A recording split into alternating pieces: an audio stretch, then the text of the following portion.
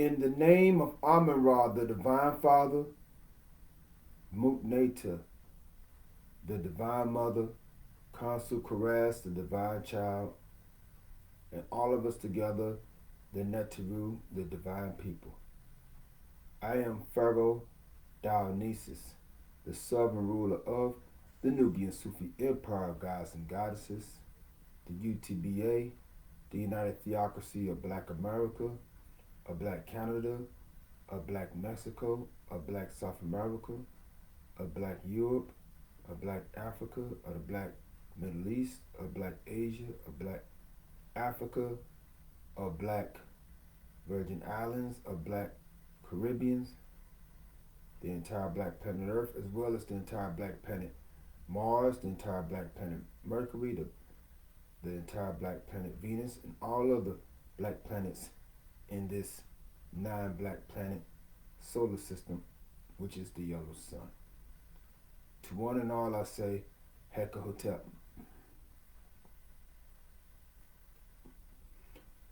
I had to basically chuckle to myself about a good 5 to 10 minutes ago because, I was so happy that the Queen went to, we went to the Nation Islam service, and it was a beautiful thing to bring the Queen because, we dealing in a society that is total out of balance, a society that is totally out of harmony with the male and female principle, right?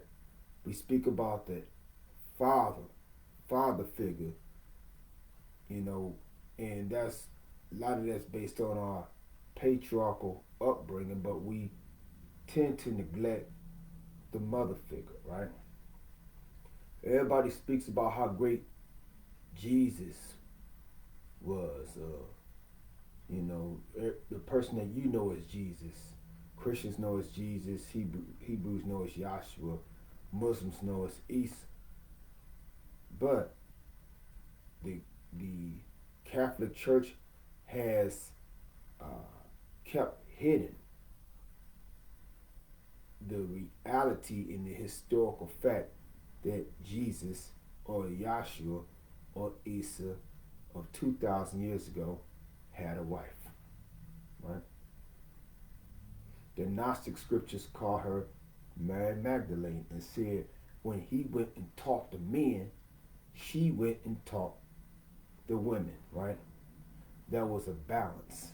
So as he spoke in the Gnostic scriptures of a Heavenly Father, right, he never neglected to mention wisdom, right, or Mother Nature, which is the Heavenly Mother, right? And they spoke about, even when you go back into the Holy Quran, it says that the believers will be sitting on thrones in paradise with their wives, right? It didn't say that the believing man will be sitting on a throne all by his male testosterone or testosterone, you know that word I'm trying to get at. He won't be just sitting by his own male ego self, right? The Holy Quran says that the believer will be sitting on a throne and his wife will be sitting next to him, right? There's a balance in the universe. Even when we dealing with the Chinese philosophy of Taoism, or you want to use the word religion, you got the yin and the yang, right? A lot of times couples may get into it because the man is coming off from the yin and the yang energy, which is, idealistic and, more of a fast, exciting type of flow, where the woman may just be coming from the yin aspect, which is more contemplative and seeing how things are solid in the physical, right? And so conflict will only come about unless those two come together and bring the two parts of the puzzle, right? A lot of you don't know what I'm talking about, right? So in the Nubian Sufi way of teaching, our patron saint, his name is Dur Nun of our misery. And they say that he taught Sufism through metaneta, meaning he taught Sufism through the form of symbols, right? Signs and symbols. For the Moors say, what? Signs and symbols are for what? The conscious mind. So I just mentioned the yin and yang. If you can see this, if I'm given a privilege with my technology to show you what I'm talking about, right? Because some people have to see it to what? Believe it, right? I have no problem with showing people because I was born in what? This show me state, right? But I was raised among the gods who taught me to do what? Show and prove. So I'm going to show and I'm going to prove what I'm talking about, right? That's what we're going to talk about, show and prove. So let's reflect back to what I was talking about with this, the yin and yang, the yin and yang. So here we go. We're pulling this up right now so you can see with your own eyeballs, right? So this, in ancient China, this symbol is called the tail. And the tail is a combination of male and female. So we see what look like two fishes. The white represents the masculine, represents the yang, that solar energy, that exciting energy, that idealistic energy, right? And then you see the black dot in the middle, right? That's the feminine energy that's inside of the masculine. But then you see at top, that represents the yin, right? The more of the grounded energy, the more of the down to earth energy. There's a lot of you sisters, the man come up with an idea to start a business, right? But you sisters say, okay, how much is this going to cost? How much time is it going to take to get the thing really off the ground, right? And it may sound negative to the man who's idealistic, right? Because all the ideas come from heaven, right? But yet, in this world of time and space and the laws of physics, until we can transcend those things, your sisters like, okay, I see the idea. How is it going to become physical? How could we give birth? Because you women are the ones who do what? You give birth, right? But yet you still have that idealism in your own self. This is why you see the white dot right there. That's the masculine energy, right? So within our own being as individuals, we have both male and female energy within us. This has nothing to do with the transgender foolery, because that's false, right? You're either born a man or you're born what? A woman. But the scientific dynamic behind it is that by the flip of the coin, by the will of the Most High God himself, you, brother, could have been born a woman. You, sister, could have been born a man, right? But it was the flip of the coin that you came out a man, and the flip of the coin, that divine destiny, right? Because we share the chromosomes of both of our parents. We share the chromosomes of our father and our mother. And I was thinking about that as I was watching a little entertainment. And I said, you know what?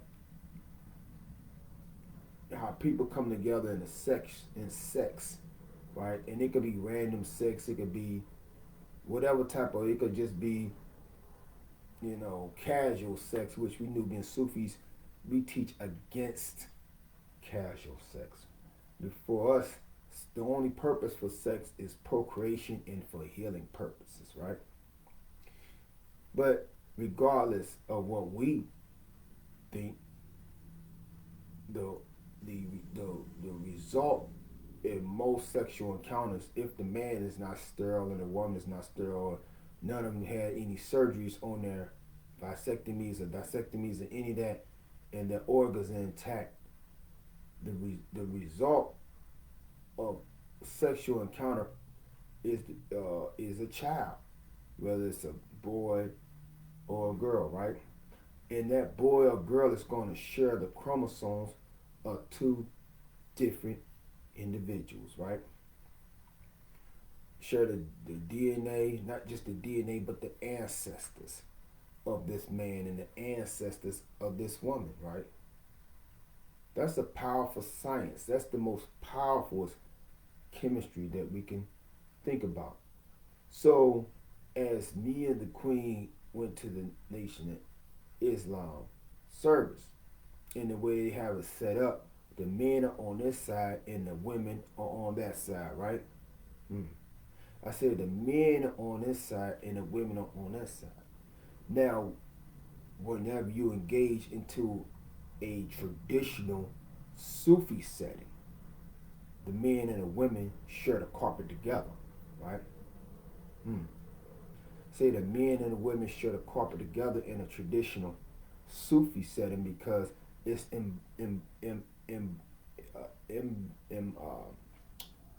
symbolic of our concept of God being both male and female, being both father and mother, right? But I'm not knocking the Nation of Islam when they have the separation, because it's dealing with taking the black man, right, who's in a broken down, tore down mental framework and raising them from being a nigga to being a god, right? I say it's based on raising him up from being a nigga to being a god, right? Right. Take him from being a deadbeat dad to being somebody who wants to take care of their children and build a business and empire, family empire, for which their sons and daughters can inherit. And then the other side, dealing with the sisters, is to bring that sister who's out yelling, "No, that be it, I'm gonna smack them."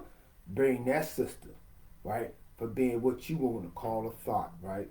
To being what you want to call a trick, to being what you want to call a hoochie or a rat or a skank or Jezebel or whatever we want to call the woman, especially the black woman who's been broken down by this world, that's been turned out and burnt out by this world. It is made to turn her from being a nigget into being a goddess, right? I said from being a nigget. Now, don't act like you never heard the word nigget, because a lot of y'all listen to what I used to listen to, and sometimes I listen to just to reflect the mentality. You know, you listen to NWA, you heard them say, "Hey, you niggas and niggettes," right? What's a nigget? Well, it should be a more like a feminine version of a thugged out dude, right? Some of you sisters know what it is to be a nigget, right? You're fighting in the streets. You're talking about your kinfolk and other folks, and you know what I'm saying. And you saying you wish a bee would. You know, you looking at her, think her better than mine. You ready to get somebody fired. You know what I'm saying. All this other type of stuff. You know, that's being a nigget. But they got them, the sisters separated to raise them from being niggettes into being goddesses, as the brothers from being niggas to being gods. So we're able to see the transformation of each individual as each time weeks and months pass. You see that same sister, now she's wearing white. You see that same brother whose pants was all the way down to his kneecaps. Now he's wearing a three-piece suit and a bow tie. And so that's a reflection of the alchemy. That's a reflection of the alchemy. So I respect that science, and it goes back to the yin and the yang. So once we reflect on the idea of there is a divine feminine principle that we have not been taught, this divine feminine principle that I loosely say goddess, right? So a lot of us say that the black man is God, right? But if the black man is God, what is the black woman? The black woman is the goddess in her true nature of manifesting the will of God, to manifest. For instance, if there's chaos and destruction in all type of injustices going on, and the people are confused and mind boggled, they're causing a storm within their own selves. and the storm within them own cells is affecting the atmosphere. And then all of a sudden we wonder why there's tornadoes and storms going on, right? Why you hear whole towns getting flooded out, tornadoes and hurricanes, right? So we understand that we have both male and female. We have both the God and the goddess in us that we can understand. So when we are given a spook version of God, oh, there's some thunder lightning. Ooh, the Lord man. Oh, the Lord man. Where your Lord at? Right? Where's your Lord that's mad at? So sitting on a cloud, right? Or sitting within your own self, sitting within your own consciousness, right? So, we say Mother Nature, right? We say the tornadoes, that's Mother Nature's work, right? So when we're looking at the framework of God, right? We're looking at what God really is. We're understanding that that when we say that Mother Nature tore up some stuff, right? Who's the one who sends forth Mother Nature to bring about the hurricanes, to bring about the storms, to bring about all that? That's the Most High God. But by the time I finish with this sermon, you're going to take the Most High God out the sky, right? And put it in the mirror. Put it in the reflection of yourself. You're going to take him out the sky and put it in yourself, right? So when you see the storms and the hurricanes tearing up things, and they say, oh, Mother Nature's tearing it up. But how is she tearing it up? So I would like to let you know, when you hear the tornadoes tearing up things, or earthquakes tearing up this town, and she's using a belt, right?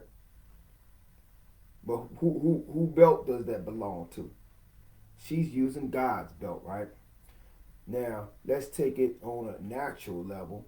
When you are a child growing up, right? You may have grew up with your father, and you may have grew up with your mother, right? Those of us who grew up with our father and our mother could relate more than those who just grew up with their mother or just grew up with their father. Because those of us who grew up with a mother and a father, we could see the interacting of parents when it's time to discipline children like that, like them girls going wild. Their girls going wild, right? But their children going wild. So I remember when my parents were still together, I get in trouble stealing and doing all this other stuff, fighting, right? I got to get a whipping, right? But my father would take his belt off and give it to my mother, right? I said my father would take off his belt and give it to my mother, right? He let mama whoop me, right? And I thought I was getting over like Rover, and I said, oh, my mother and my father about to break up. I'm out of here. I'm not gonna stay with my mama because she like to whoop me all. I'm not gonna get away from these whoopings, right? I'm 9 years old thinking I'm about to get away from whoopings because my parents breaking up. They've been together 9 years. And I'm saying I'm gonna go live with my dad because I'm gonna get away from these whoopings. But I was sorely shocked and surprised when he gave the belt to my stepmama. So I could not get away from karma, right? I couldn't get away from those growing pains that now that don't mean that he was not with my mother no more and he's with another woman. That's the new queen. That's his new queen. He just gave the belt to her, right? Now I'm still getting the belt, right? So the same thing is with the Most High God. When there's chaos in the land, there's all this type of people that wants to push immoral practices like same-sex marriage or trying to teach the children that you're a boy but you could be a girl, and you got wicked scientists creating viruses and sicknesses, and you're seeing those big corporations who are funding government military conquest of different lands in order to reap from the resources of those lands. And you're seeing corruption in the police force and and all type of the racism and sexism and all this madness, and the earth is crying out in pain, right? Then the Father, the Heavenly Father, gives his belt to his queen, right? And his queen takes that belt and start whooping some asses, right? I hope you didn't like. I hope you didn't. I hope you. Well, I hope you don't like what I said. If you were one of those who's causing chaos and confusion, right? But I said that the Father, the Heavenly Father, takes off his belt and gives it to his queen, and she starts whooping asses. The Mother Nature whoops asses in the form of storms, tornadoes, earthquakes, and everything else, right?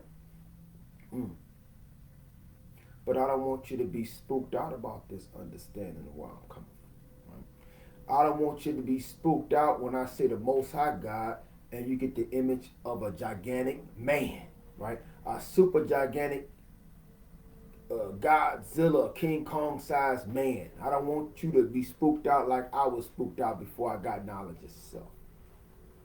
When I had God blown way up looking like a Voltron until the brothers who were scientists brought God all the way down where I could see God eye to eye. Right? And so we understanding, or more like overstanding, the true nature of who is God and not what is God, right? When you go to your local reverend and your local rabbi, your local imam, they always say, what is God, right? They never say, who is God, right? Because, see, we have been taught to identify the Most High, to identify Allah, to identify Yahweh or Jehovah or Jah or Oladumare or Amara or Haji or whatever name we want to call him. We have been taught to look at him, right? It's sort of like a fairy tale, right? Like an Easter bunny or a Santa Claus or something like that. But I got a science that I'm going to drop on your dome piece, right?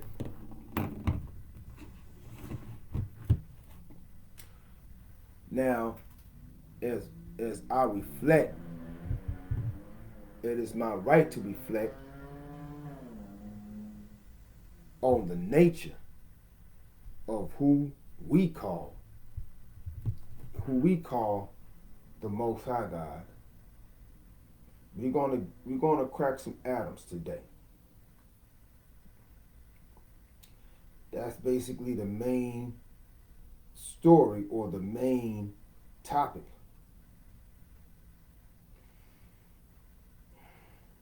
So we say, I feel like Master Fard Muhammad.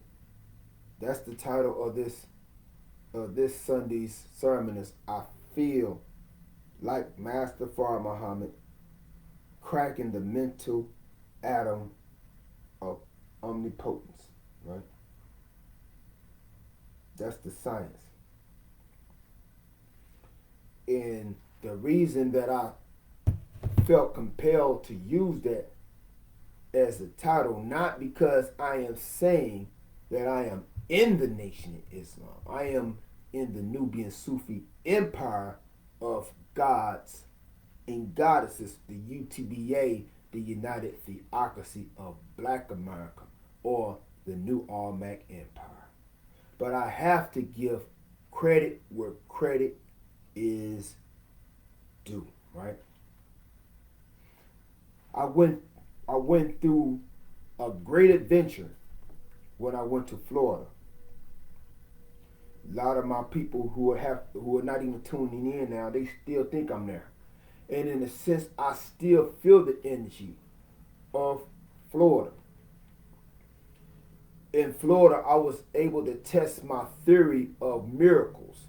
I was able to test my theory of working miracles where people can see with their open eyes, the miracles. Where people can see things and obstacles get moved out of the way with their open eyeballs, right?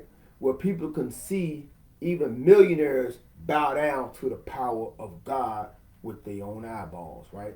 It wasn't just talk. It was the word becoming feet and walking the talk, right? Walking the walk is what I meant to say. The word taking on 2 feet and walking the walk, not just talking the talk, right? I was able to uh, obliterate the age accelerating stress, the death, the near death or the early death, accelerating death, um, that was approaching me in St. Louis due to the stress of trying to get my own city to say, hey, could the Black Messiah do these shows? Could the Black Messiah do this? Could the Black Messiah, could you come and speak at this rally? Being an activist as long as I've been, right? I've been the most overlooked activist here in the city of St. Louis. I have been the most overlooked conscious artist here in the city of St. Louis. And I start to grow bitter in that. I start to grow bitter and angry.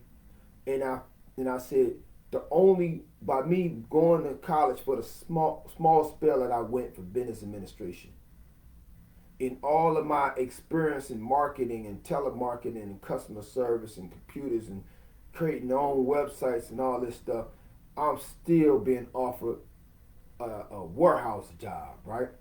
I'm still being offered a mop and a broom for my hands, right? And my intelligence as a black man has been brushed to the side. And my ideas as a revolutionary, as a leader, to be asked to speak at this event or asked to perform and pay me for my work. The bitterness, the stress, and the strife that was about to come into the Shakur family, this trip helped me to neutralize all of that, right? And I was doing the work that was not making me rich by a long shot, but I was able to make money and be free at the same time, right?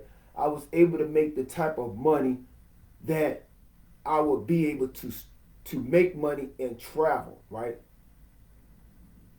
I would be able to make money and travel. And the worst thing for those who say, well, they are a Mason, is not to be able to be a traveling man, right? I am a traveling man. So it would not satisfy my heart to be stuck in some warehouse 5 days, 7 days a week. Can't go nowhere. I got to get vacation excuse to go somewhere, right?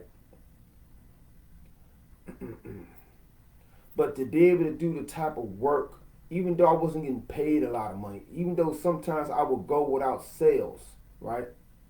But when it was all over with, I had the freedom to travel, right? I had the freedom to see other places. And doing regular job work, it'll take me forever to get me a car. The second week I was there, I was driving. I said the second week I was there, I was driving a car, right? The second week I was driving a car, I was been driving straight, going, picking people up, dropping people off, booking reservations for people, for other workers, you know, being in charge of a team where I would tell my team, wisdom dictates we move this way. And those who move with me on this way, they prospered financially. Those who want to do their own thing, chicken wing, they missed out on the blessings and they came out the other end with rabbit ears. I said they came out with rabbit ears, their pockets had nothing in it but dust, right? So I was able to say my wisdom and test the wisdom that I do at these sermons. And those who followed the wisdom that God put in me, they were successful. And I want to reflect back to wisdom, right? That's that feminine principle. That's that divine principle, the divine feminine principle. That's that goddess principle. And wisdom said herself, I was with the Lord at the beginning of creation, right? Reflect on that. So I had the knowledge, right? But knowledge is nothing without wisdom, right? So I was able to exercise being a man of wisdom, being a son of wisdom, to be one who was taking his emotions, right? Taking my emotions and telling my emotions to sit in the back seat, right? And only when I had to roar like a lion at a knucklehead, right? Because we had knuckleheads on team. We had knuckleheads that was other co-workers. And I had to sometimes roar, right?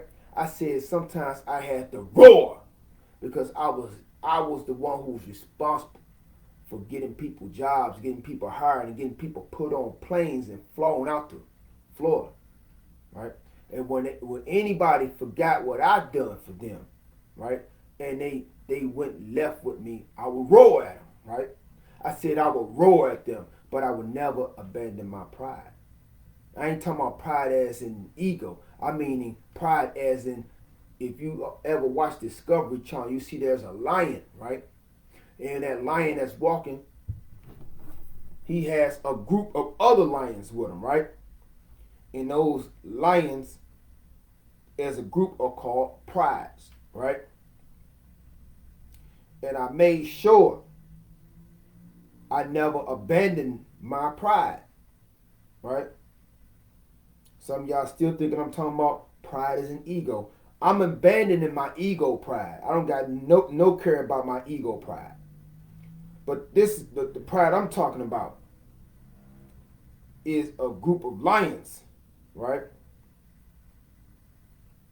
Right? Y'all feel where I'm coming from? This is what I'm talking about when I'm talking about the pride. You never abandon your pride, right? Because there's a lot of beasts in the jungle that would love to take over the lion's kingdom, right? So I saw the miracles working around the groups that were under my leadership, right? But whenever one strayed and went their own way, the jackals will attack. I said the jackals will attack that lion or that lioness, right?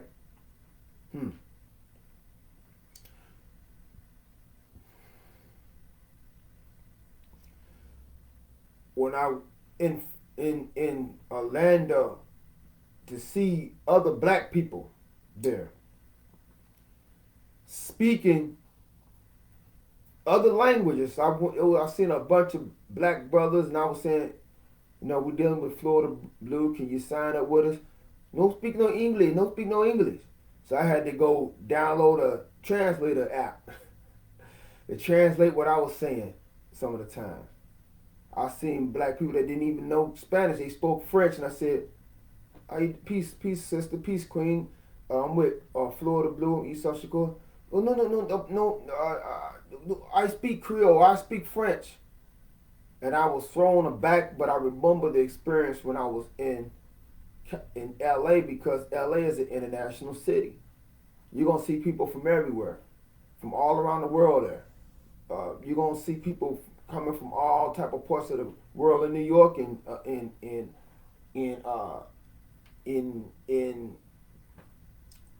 Florida, in Miami, Orlando, all that. Here in St. Louis, we're accustomed to seeing the majority of English-speaking black people and English-speaking white people, and just whatever people, immigrants from other countries are in between, but their demographics does not make a difference or a dent to make everybody adjust to different languages in St. Louis besides the English language. Whereas when you go to Los Angeles, it's set up for a bilingual. Everything is bilingual, so you're going to have to, if you want to get business done with a lot of people, you're going to have to learn Spanish. Same going toward in Florida. So I was having difficulty in communicating uh, in Orlando because I kept running across black people who did not speak English, right? And there was a lot of pressure on us to get numbers. But me being the marketer that I am, I'm saying, you know, it's not the fault of those who's going out there to sign folks up that they're not getting the numbers that you want. You have to basically talking to the millionaire. You have to launch some advocates or some representatives who can speak Spanish, who can speak Creole and French, right? So you can get the millions of immigrants that only hear gibberish when me or my comrades or co-workers talk, right?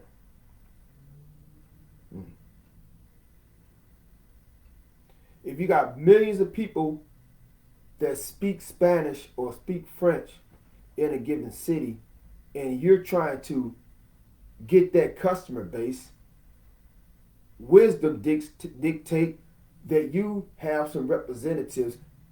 The majority of your representatives for this region speak Spanish, and the majority of your representatives for this region speak French or Creole, right?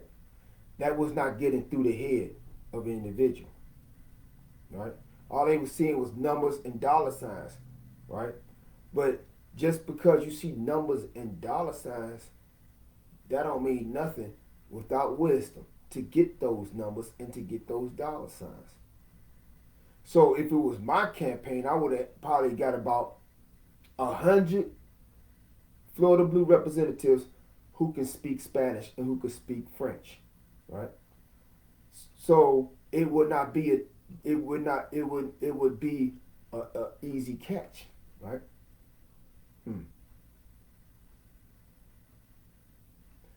Then another thing about it is we did not know, and I did not realize it at first, that we was being pitted against Governor Santos, who must have did an awesome job on getting health insurance for probably about a good 90% of Floridians who got a job or got some type of food stamp assistance or whatever it is.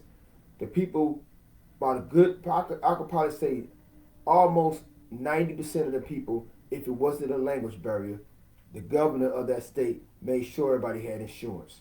Something that we can't even brag about here in Missouri, because for a long time, for years, I went without health care. I went without Medicaid. I went without all that stuff because of this, basically how they wanted to basically disenfranchise the black man here in Missouri.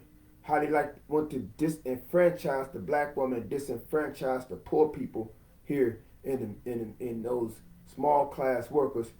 And so I would go to the hospital with no type of insurance, right? And they would give me a bill the bill was enough money to pay your rent with, right? You paying 2 or 3 months rent. That's how much the bill was that they give us, right?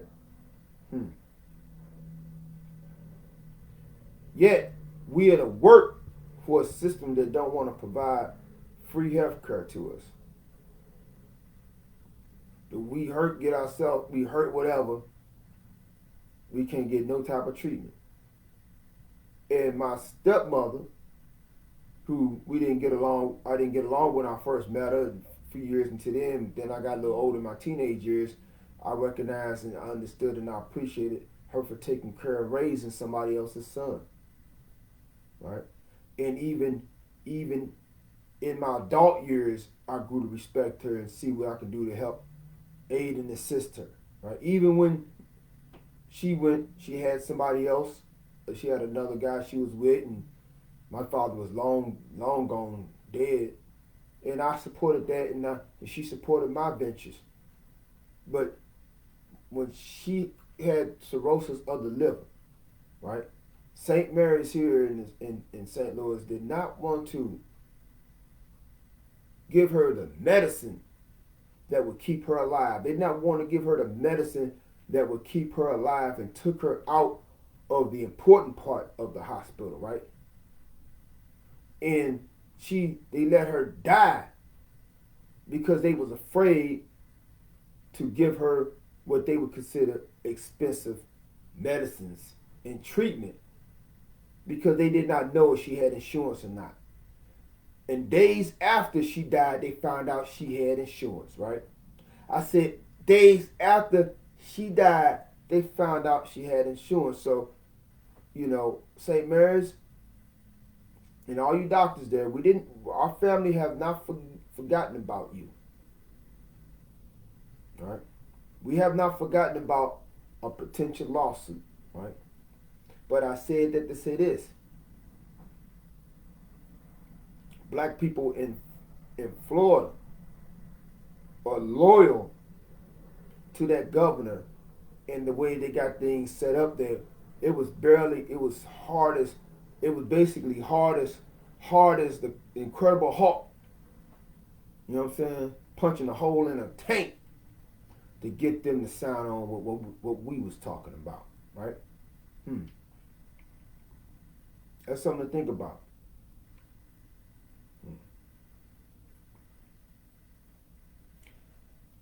And in Florida, I experienced, I was like Superman. I was like Superman, the real Superman, getting my solar light, getting the light from the sun, right?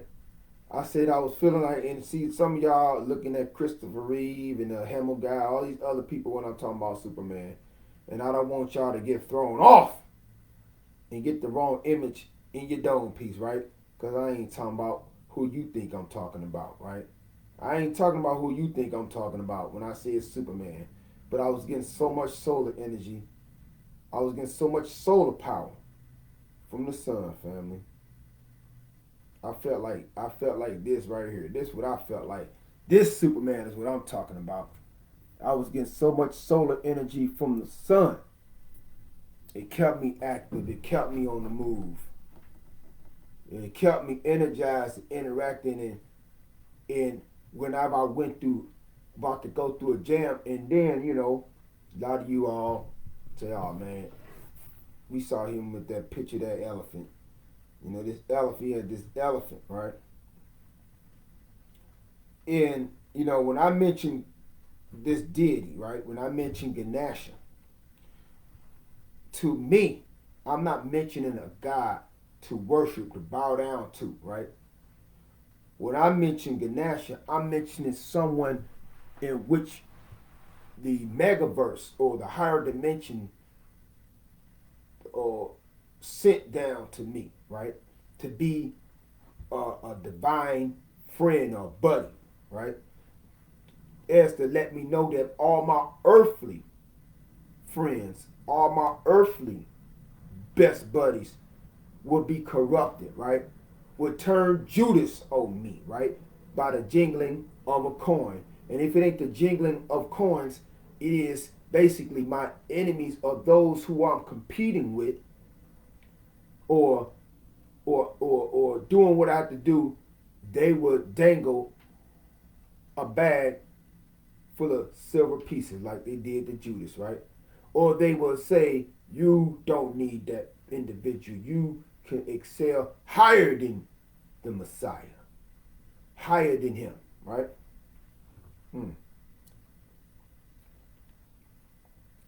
So they sent me Ganesha, right? Who is an interdimensional being. And there was a time before the condemnation, in a time before the Inquisition, when the Catholic Church had outlawed magic. We were seeing all type of magical beings walking the earth. Right? We saw the unicorns. Right? Just like we would see a unicorn like you would see a horse. We would see what they would call elves. We would see what they call, griffins and dragons. Dragons really originated with the dinosaurs. We would see all these different beings. And we were so clear, we was able to see beings coming from other dimensions or from other planets because our third eyes was not closed. We was able to see what we don't see today, right? There's portals leading to other dimensions, and there's portals leading to other places on Earth where you can walk through St. Louis and come out the other end in New York. Walk through St. Louis and come out the other end in Brazil somewhere. Portals all around the world. But because our third eyes have been closed by false religions, right? By inquisitions and persecutions, that our eyes are closed, right? But the Jesus of the Bible, the Yahshua of the Bible, the Isa of the Bible said, seek ye first the kingdom of God, and all things will be added unto you. Also what was said, the kingdom of God is within you. But the Gnostic scriptures, the Yahshua, the Jesus, the Isa of the Gnostic scriptures said, the kingdom of heaven is spread upon the earth, yet men don't even perceive it. What that mean? Does that mean that you're living in harsh poverty in some hood, in some ghetto? Harsh poverty. Pain crushing poverty. Make you want to go rob something type of poverty. Make a sister want to sell her body type of poverty. Make parents want to give away their children to orphanages and because it's so hard type of poverty. But if you was to polish your third eye, you may see gold. You may see that your house is built on a hill of gold. But our eyes have been shut closed to the infinite wealth that is all around us, right? And those who are in power are instituting religious structures that are conducive to white supremacy, that are conducive to the industrial complex. Those who are the wealthy elites, they do the secret rituals and chants to the Ganeshas and chants to the Vishnus and the Lakshmis and all this different chants and mantras. Do the ceremonial magic that they learn from KEMETIC. They access these other realms and bring the wealth out of the other realms and put it into their bank accounts, family. Yet they get the Negro preacher to tell you, oh, stay away from that witchcraft. Woo, that's of the devil. Stay away from that sorcery. Get away from it. Get away from them tarot cards. Get away from that stuff. You're going to go to hell. Yet they are being paid, right, to keep you from returning back to your ancient technology, right? Your ancient technology is what the Bible called the truth. Know the truth, and the truth will do what? Set you free. But you can't be set free if you don't have the keys. If you don't have the key, right? If you don't have the key.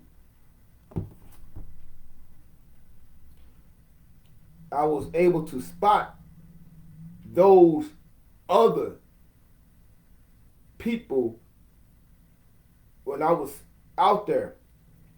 I noticed that, you had Cubans, you had Haitians, you had all these different people from the island. And a lot of them had brought that magic with them. I said a lot of them brought that magic with them. And so you will see a feather on the ground. You'll see something on the ground that will be curious for you to go and pick up, right? But I had to tell the other co-workers, ooh, this is a nice feather. I'm going to take this back to the hotel. Sister, do not pick that up. That's a voodoo trap. Brother see something on the ground. Ooh, I'm going to pick that up. I like that. It's a little piece of, I'm going to pick this up right here. Brother, don't pick that up. That's a voodoo trap. And we talking about Walmarts, 7-Elevens, You had people that was laying voodoo traps. I said you had people that was laying voodoo traps. Why lay a voodoo trap? The same reason that a fisherman will put a worm on a hook.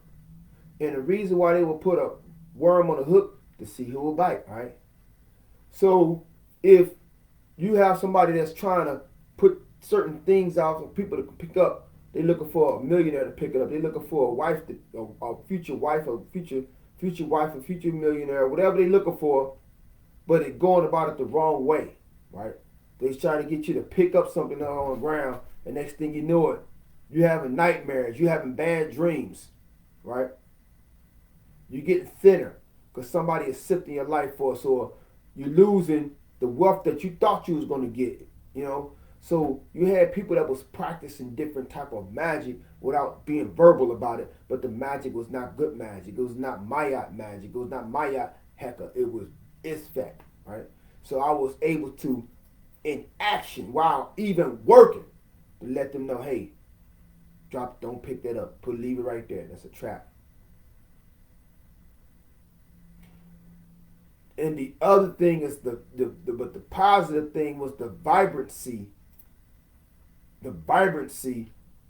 of being there, the vibrancy that I was not feeling. The vibrancy here in St. Louis, it was a vibrancy where people were interacting. I even saw homeless people. Like, I'm going to one store they call Winn-Dixie, and a homeless man, he eating better than me. I'm like, they brought him out a big plate of food, and then they brought him out some dessert. I like, man, he eating better than me. And so with their homeless, the homeless seem to be able to get on their feet faster in Florida. I said that the homeless seem like they're able to get on their feet faster. I mean, even faster than California. Faster. I did not get to go to the Star Wars exhibit. I wanted to go to the Star Wars exhibit if they had one and go get me a lightsaber, right? I wanted to get some other stuff, give me the Jedi robe, and then go on stage like that, you know? We would do that on my own time, because when I was out there, I was working for a company, and I had little time to enjoy myself. All the time I've been out there, I jumped in the pool one time. You know, one time out of probably about 10 hotels I've been in, I only was able to jump in one pool, one time in one of those pools. And we was in luxury hotels. So for two hood hotels, one hood hotel I picked on accident. Because I didn't know it was in the hood, right? But the hoods don't even look like hoods, for real. I said the hood don't even look like hoods. But when I was going through a jam, right, I would call on my good friend Ganesha from another dimension. And I start sharing about how Ganesha likes this. He likes candy. But for him, candy is money, right? And so the symbolism of the candy is that when we offer the candy to an altar on the grass or whatever, he is taking the candy, right?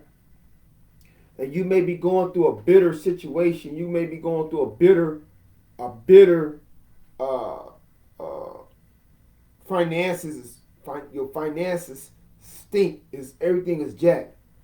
So what he does, he transmute that sourness, that sour reality into a sweet reality, right? Into a reality where, man, it's like, you know, money is there. Everything that's, you know, it's the sweet taste of money and the sweet taste of getting the taste of what luxury feels like. That's what he does. And he's also known to remove obstacles out the way, right? And so there were some big obstacles that started to come up before I was on my way here. And each person that opposed me, they tried to make it a difficult and for me to do what I had to do to get back to St. Louis. Ganesha was moving them out the way. And so when I was sharing the science of Ganesha to other workers, one worker said, I put two we had like an office. We had like it was an elephant. I didn't know it was gonna be a little elephant statue there, but it was where one worker said they put two pieces of candy there, and they ended up getting 2 sales. I said that makes sense because Ganesha deals with mathematics. You know what I'm saying? And so while I was doing the Ganesha at night, in the daytime, getting candy, putting different locations, on the physical plane level, everything that I was short on money for this or this situation. You know, we got to hurry up and get this hotel. We getting put out this one because petitioners get put out of hotels too. It may not, and it may be one person's fault or the money is not there, whatever it may be. But Ganesha was seeming like he was pulling something get pulled from us.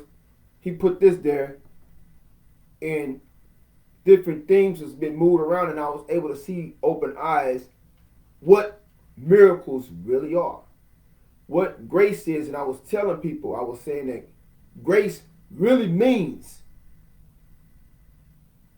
God saving your ass at the last moment.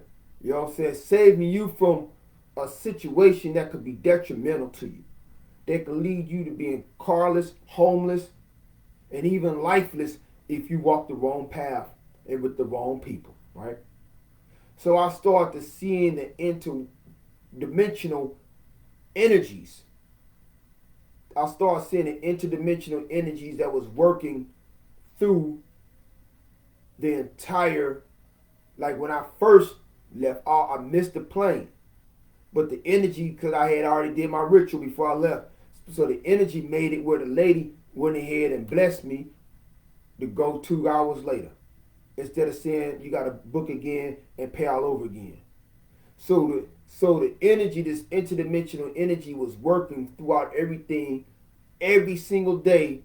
The energy, this interdimensional energy was moving obstacles out the way, putting money in the pocket, in the empty pockets, you know, and it was moving in a way that I maybe couldn't even do it with my physical hands. But because the energy was interacting, this interdimensional energy was interacting on my behalf. When I said I need a car, the reality of a car became my reality. It brought a car to me, and I was driving all over the place, right? And I was I was losing hair. Now when my hair grew out, I said that spot cleared up because I was losing my hair when I was here. But that spot cleared up, right? Other sicknesses that was about to bust, like a heart attack, a stroke, but the new environment, and I was working, and at the same time I was working for that cash rule. There was an interdimensional energy that was assisting me. This interdimensional energy, this interdimensional energy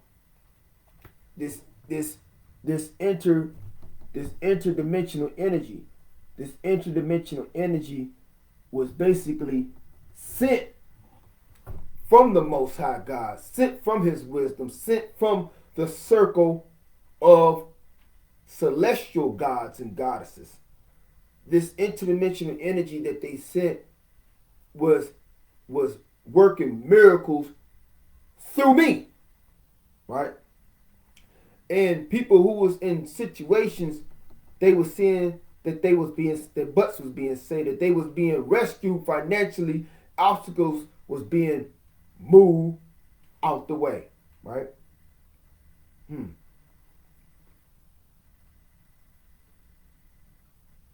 Something to think about. But I understood that if I never, as a man of God, if I never had evoked or even did the mantra, it never would happen. So it goes back to the idea of the Nation of Islam that there is no mystery God. You know what I'm saying? Even if you say I am a Christian, right, and I ask Jesus to intercede or the Holy Spirit, right, because they talking about firing me, and you end up not getting fired, but the person who tried to fire you got fired. Yet you still want to give all of the power to the interdimensional energy that you evoke instead of you giving power and props to yourself, because if you never even said the name of this interdimensional power that you are claiming, nothing would ever happen, right? Just like the Muslim who said,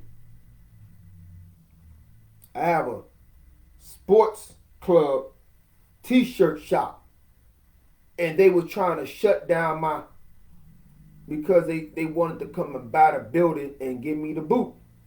So I start saying Allah. I start saying his different 99 attributes like Al-Yur, Al-Nur, Al-Haq, whatever you said.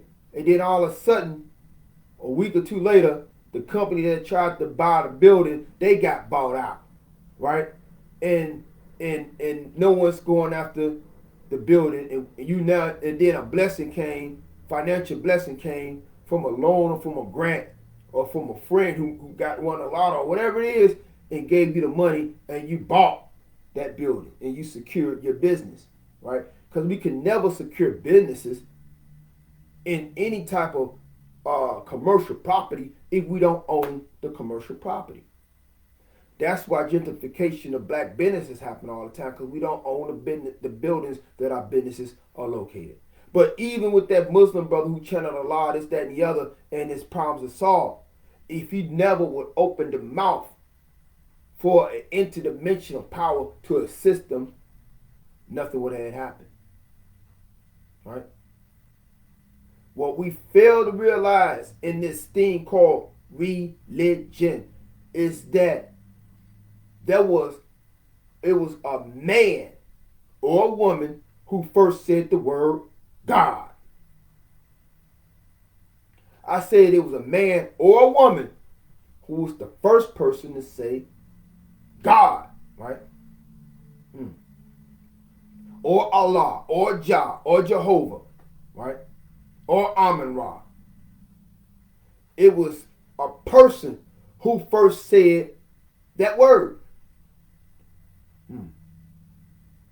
If a living person would never have said the word God or any of the attributes of God or goddess,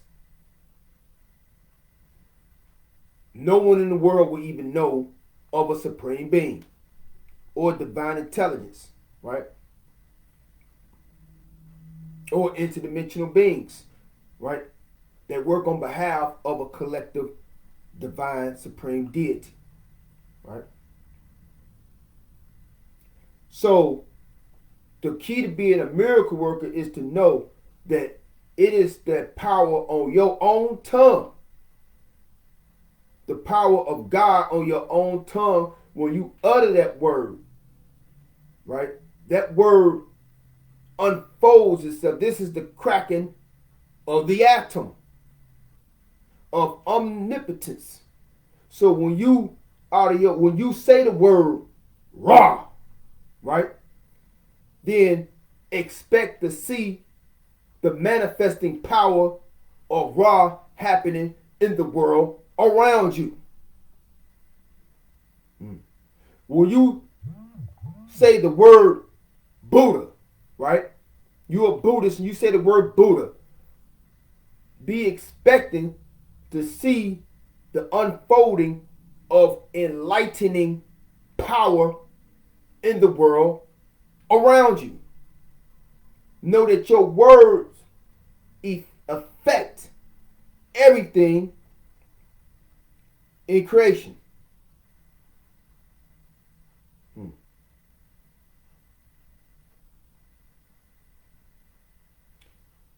I could have said Lakshmi, right? Which I have done before.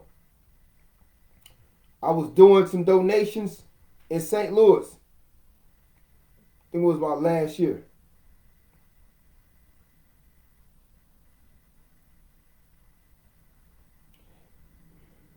And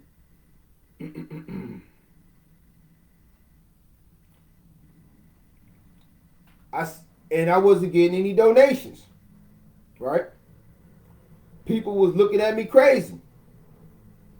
But then I chanted the word Lakshmi, right? And that represents a specific type of goddess, right?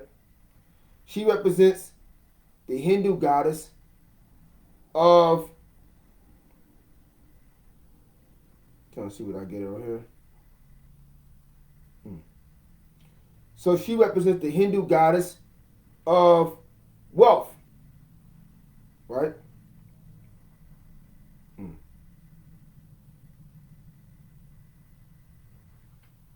And but when I realized that she did not just represent wealth like a bag full of money, she represented wealth meaning the people have it's the mind state of a person who feels they have an abundance to give. Right?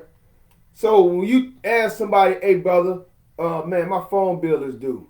Man, can I borrow $50? Man, I'm gonna get you back. I ain't got no money. Hey sister, I got a ticket to this show. I'm about to perform here. Can you buy my ticket? I ain't got no money. Right? That's you dealing with the energy of scant. You dealing with the energy of meagerness, right?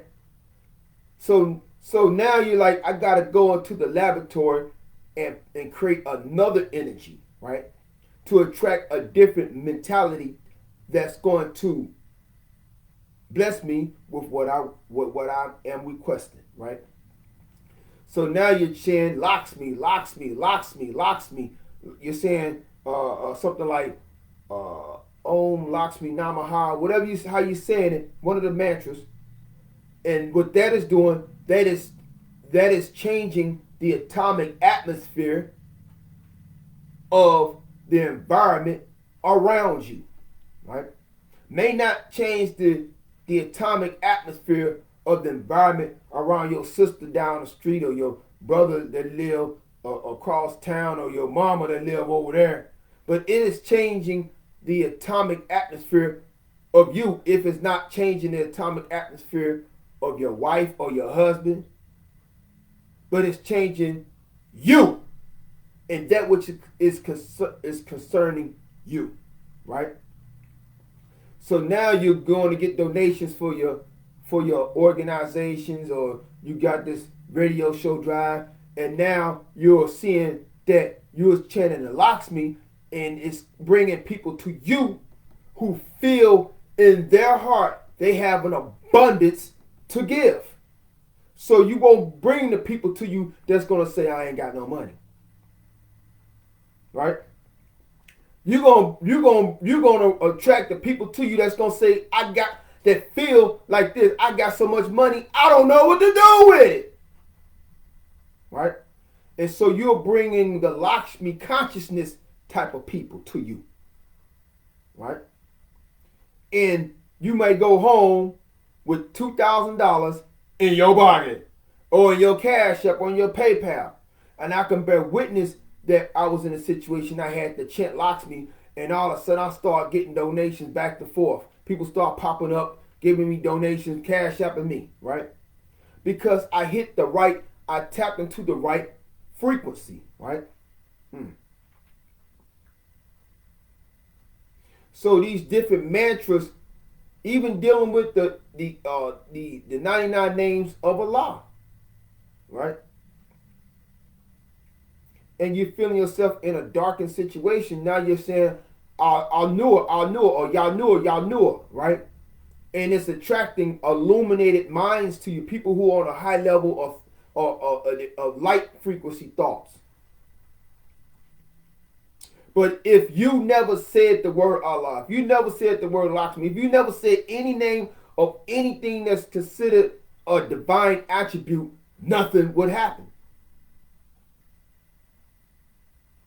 Hope you're understanding where I'm coming from, because I am in my attempt to show you how you can be a miracle worker by the power that is on your tongue. And this is how those wealthy elites have tapped into the deepest depths of the interdimensional source of the wealth that they possess to this day. While you got your Rockefellers, while you got your Kardashians, and while you got all these other type of elite families, because they had learned by their predecessors to go and tap into the self, right?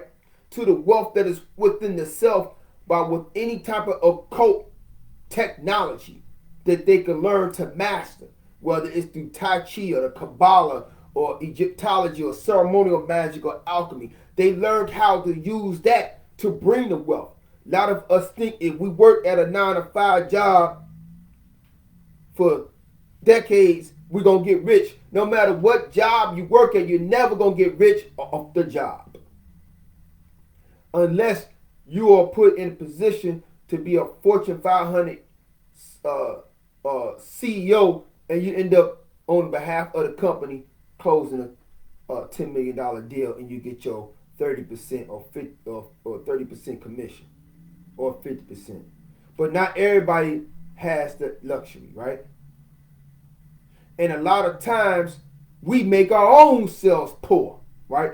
And a lot of times we make our own selves sick, right? And a lot of times we shorten our own life force, our own life, by us saying the wrong words in regards to ourselves, right? I am very sensitive, right, on what others try to say what I am or how I'm supposed to talk, right? Because we talking about I, self, Lord and Master, right?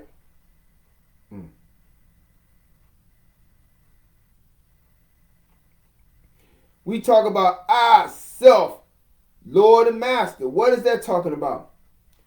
That means that we have the responsibility to be God over our own self, right? Not looking in the sky, right? He's going to come any day. You got a lot of our great-grandmamas that died at 80 years old, 100 years old, waiting for a God, a spook God, a white Jesus that don't even exist, right? Or any type of God, right?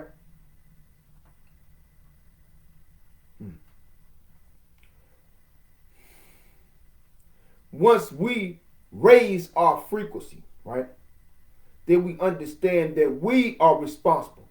There's no God in the sky that's going to save us. And there's no devil in the ground that is going to chain us. We have to take full responsibility for the good that we put out into the universe and the bad that we put out into the universe, right? But whatever we put out into the universe is going to come back to us, right? Some of you try to personalize karma and say, oh, that person made me mad. Karma going to get them for making me mad. Karma is not your genie. Karma ain't going to whoop somebody because you mad at them, you don't like them. You better hope that you yourself are in harmony with karma by doing good deeds. Because a good deed means good karma. So whatever you put good deeds into the universe, it's going to come back to you in good deeds. If you put backbiting and talk about folks and all that, it's going to come back to you likewise, right?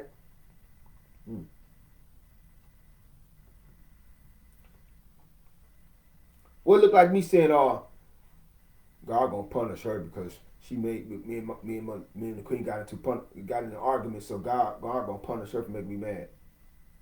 Might punish me, right? It ain't about no punishment. I was telling a brother when I was back there, I guess he didn't get along with one of the female workers. She was trying to get a flight to go home. Son tried to book it. She go to a Wu-Tang concert, and the brother and I said, he booked the wrong month. And he laughed, that's what she get. Yeah, that's what she get. I'm like, brother, what do you mean that's what she get for? Why would you say that's what she get, that she missed her plane? Like you didn't miss anything, that you didn't miss things before. She didn't miss her plane because God is mad. She just missed the plane. Or the plane, it was the wrong date on it. It was October instead of September. Why are you saying that saying ill wishing the sister? Right? Right? See, if you say that you are righteous, we don't hope something bad happened and we clapping. Right? Because we would not want anybody to clap if something bad happened to us. Right? Because the key words to the word Satan, we Nubian Sufis say there really is no Satan as an entity, but you have people that act out that role. People, living flesh and bone people that act out that role. Even some people that passed away, they still lurking and doing some creepy stuff in the inner realms. So if you are hoping for somebody's downfall, then you are being with Satan. The word Satan really comes from the word Satan in Hebrew. It really means the adversary. That's all it means. No horns coming out, no red suit, right? So if you're hoping on somebody's downfall, if you're hoping that somebody don't make this football team and you on the football team too, or the basketball team, brothers and sisters, or you hoping the person microphone gets scratched up, the music don't sound right when they performing, or you hoping that the person get fired at this job because you feel in competition, you see another worker coming in and you think they might take your slot, and you hoping that they get fired, you being a Satan. If you hoping on anything bad or anybody, you are being a Satan or a shaitan, right? It ain't just a Bill Gates or a Dr. Fauci. If we are hoping on bad things with each other, if we hoping bad things, then we are being a Satan. Because your hope is, they say, one of my good brother Fitzpatrick said, where energy flows, where attention goes, energy flows. So if you will just focus and hope this person, you see they got a new car, now you're jealous and you hope they tire get flat, right? You're hoping that they get a ticket. What you're doing, you're sending energy that can become in the physical form. The energy, that thought of hoping somebody fails, is becoming an obstacle in their life. And they wonder where these obstacles are coming from. But all the obstacles are nothing but negative thoughts in physical form. I'm expose him. I'm expose her. And let people know who this person really is. And then all of a sudden, a scandal, certain chains of events, all the positive stuff this person was about to walk into, now all of a sudden a chain of events from one negative thought, from what the brother Nuri Muhammad said in the mosque, negativity, right? So from one thought that's all filled with negativity. I hope she fail. I'm expose him, or I'm expose her, or they ain't no good. It becomes an obstacle in this brother's life. It becomes an obstacle in this sister's life. And it's going to come back and be a bigger obstacle in your life. Because what energy you put out, now you got somebody hoping that you have a downfall. Because by you becoming a Satan, meaning an adversary, nothing spooky, not no pitchfork, not no fire in the earth, under the earth. I'm talking about a walking, talking, clothes wearing Satan, right? And you putting that energy out, now you're going to have somebody that's going to come up against you and hope that you fail, right? You're going to have somebody come up against you and hope that your car tire get flat. They're going to hope that you get fired. They're going to hope that you get caught up in a sex scandal or any type of stuff. And you're not going to be able to fight those thoughts becoming physical plane obstacles because it's what you pushed out for somebody else.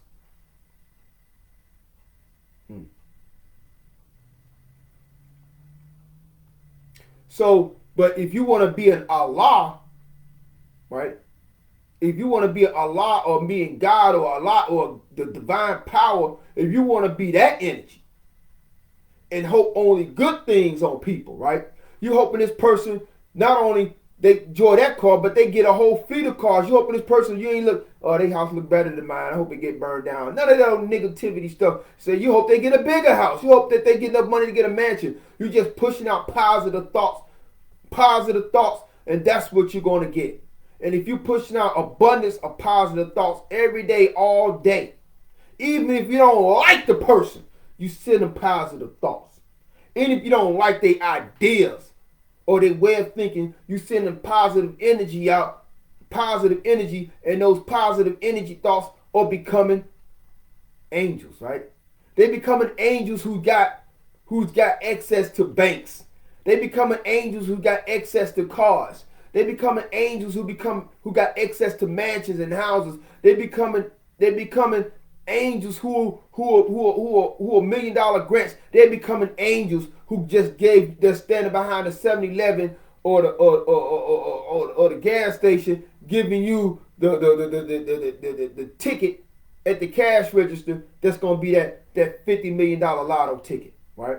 Because they knew which one to pick to give to you, right? Because you came in with the right energy, not the wrong energy, right? Because the wrong energy is how you're going to keep losing those lotto tickets. If you don't push blessings out, how you going to expect to get blessings back? Like people want to go to, it's like you going to the bank and you want to make a withdrawal, but you never put a deposit, right? So you are putting positive energy into the data banks of people's hearts and their minds, right? Then that's the energy that you're going to get back. That's the real karma. It ain't got nothing to do with somebody made me mad. Now, that person going to trip over their shoestrings. That's not karma. That's you sending out ill energy. When we talk about, I don't like to use the word black magic, but we talk about bad magic, right? It's bad magic to think or hope somebody falls or plan a plot on somebody to their businesses to be naked upon the earth, to hope ill things, because that's going to come back to you. That's the karma. So what we teach in Heka, what we teach is to purposely create good karma, right? That's the magic that I teach, to purposely send out positive vibes and good vibes to the universe and to everybody, right? And then let it come back to you, right?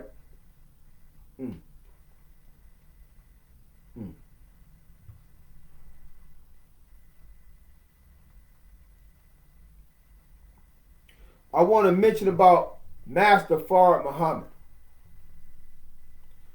In Islam, first of all, let's break down the word master, right?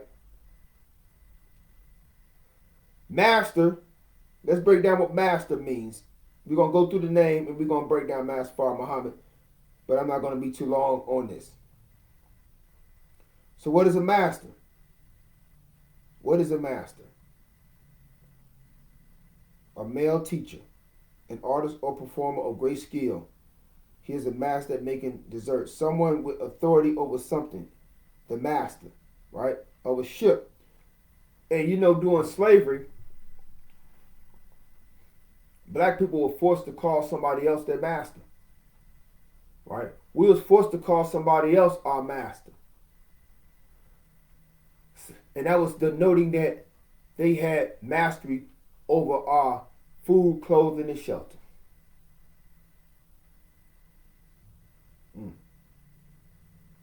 And if you look at the Arabian Nights story, the story about the genies, you see that the genies have all this power. They can manifest anything from a gold necklace to a gigantic palace with guards and harems and all this type of stuff. Yet, somebody finds the genie lamp. Right? They find a lamp. Here comes the genie. And he calls the person who found the lamp, who has no power at all, a weak human. Right? They call this weak human master. But you would think that this powerful genie who can manifest diamond rings, gold, horses, make you into a prince or a king, palaces, even a whole world, a whole planet. You would think that that genie would be the master. But if we look at the signs and symbols of the genie, it was really the Arabs communicating to themselves that the original people of the planet Earth who have this power. They're so powerful that they can create planets. But if we work with the Europeans who are coming up in the game, and we heard from their prophet Nostradamus that the original people of the planet Earth was going to go to sleep for 500 years, that maybe we could subdue them when their powers are deactivated, right? And we could become masters over them, right? And then we could show the whole world how to be masters over these people who are the real masters, right? So due to our powers, our magical powers, or I say our cosmic powers being deactivated, our mental powers being deactivated on purpose because we wanted to give the planet Earth some rest, not because we was cursed. But by that being deactivated, those who wanted to always come and take over, right, they had their chance. And because we had no powers to teleport our enemies into a volcano or transform into a lion, like you heard the story about Dionysus, transform into a lion and chase the pirates around the ship. And they jumped off the ship and turned into dolphins because we didn't have that power. And then the Catholic Church came in with the Inquisition to outlaw our powers, which were commonly called magic, which we call alchemy, the science of the black man. Other people are able to put us in shackles and chains and force us to call them masters when they are not the masters.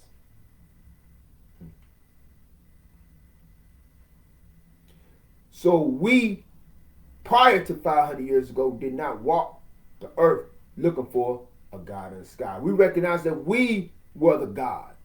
We collectively was the only God that we needed. And we will communicate with the other gods on the other planet. We will communicate with the other goddesses on the other planet. Because we knew we represented Allah, which means arm, legum, arm, head. But also means all in all. The same thing is for Amun-Ra. It means the same thing. That we recognize that collectively we were Amun-Ra. Collectively we were and we are Amun-Ra. Collectively we are Allah. Collectively we are Jehovah. Collectively we are Yahweh. Collectively we are Jah. Collectively we are Oladumarwe. Collectively we are Haji. Collectively we are this ultimate supreme God of the planet Earth and of the universe.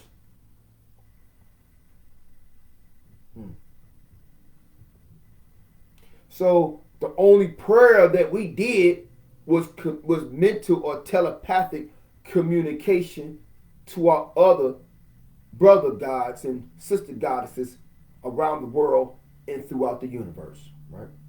We didn't pray to something like, oh Lordy, Lordy, help me, Lordy, Lordy, Lordy, oh God, or even like the Muslim, oh Allah. We recognized that we was the Lord collectively on earth and throughout the universe. We was the Lord. We was God collectively and throughout the universe. That's a hard pill to swallow. So what the Nation of Islam was saying in their teachings, that on July 4th, I think they said July 4th, the Master Fard Muhammad, now Fard is is a name or is an action, or Fard is a prayer in Islam. It's part of the Salat prayer. It's the Fard prayer, right? So we're going into the Fard prayer.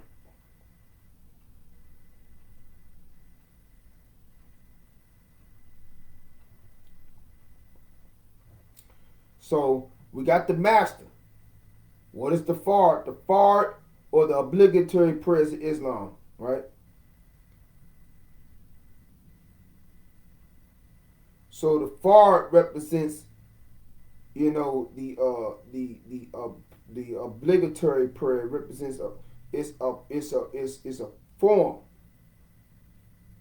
The 5 obligatory prayers include Salat al-Fajr, also known as the morning, so the Fard, make sure I'm saying it right.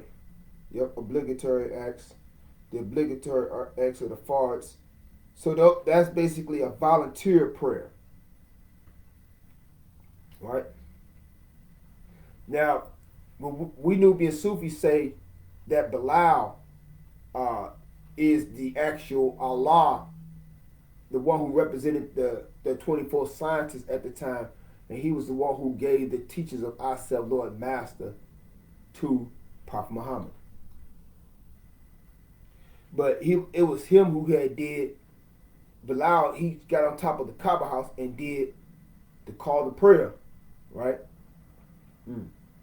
But as we break down the deeper Nubian Sufi esoteric origins of Bilal, Bilal was of the priesthood. He was of the same priesthood of Ptah. He was a high priest of Ptah, and he translated the teachings of the high priesthood of Ptah into Arabic, and it came out to be what is everybody knows as Islam.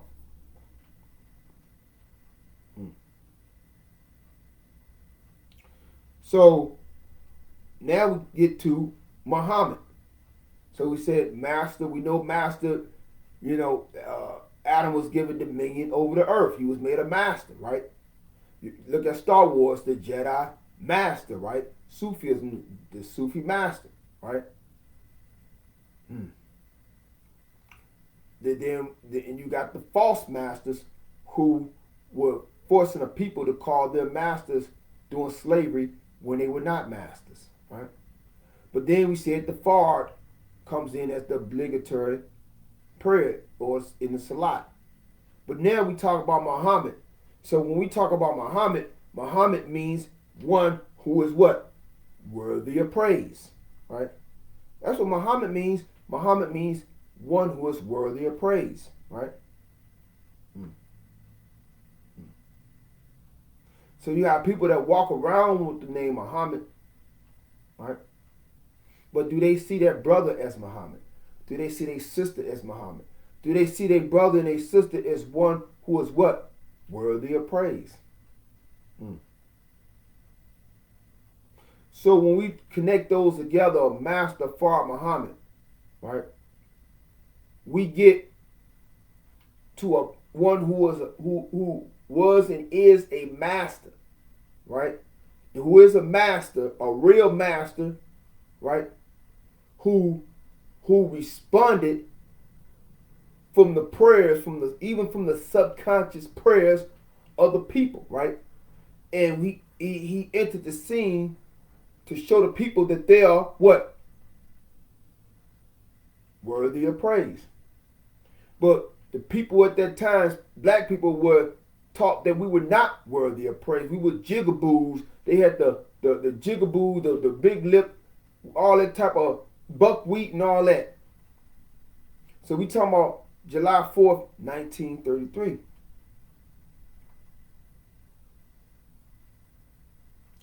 So the reason that I had said that I felt like him, but I'm never going to say I am him, because that was a total different individual, and I'm a total different individual.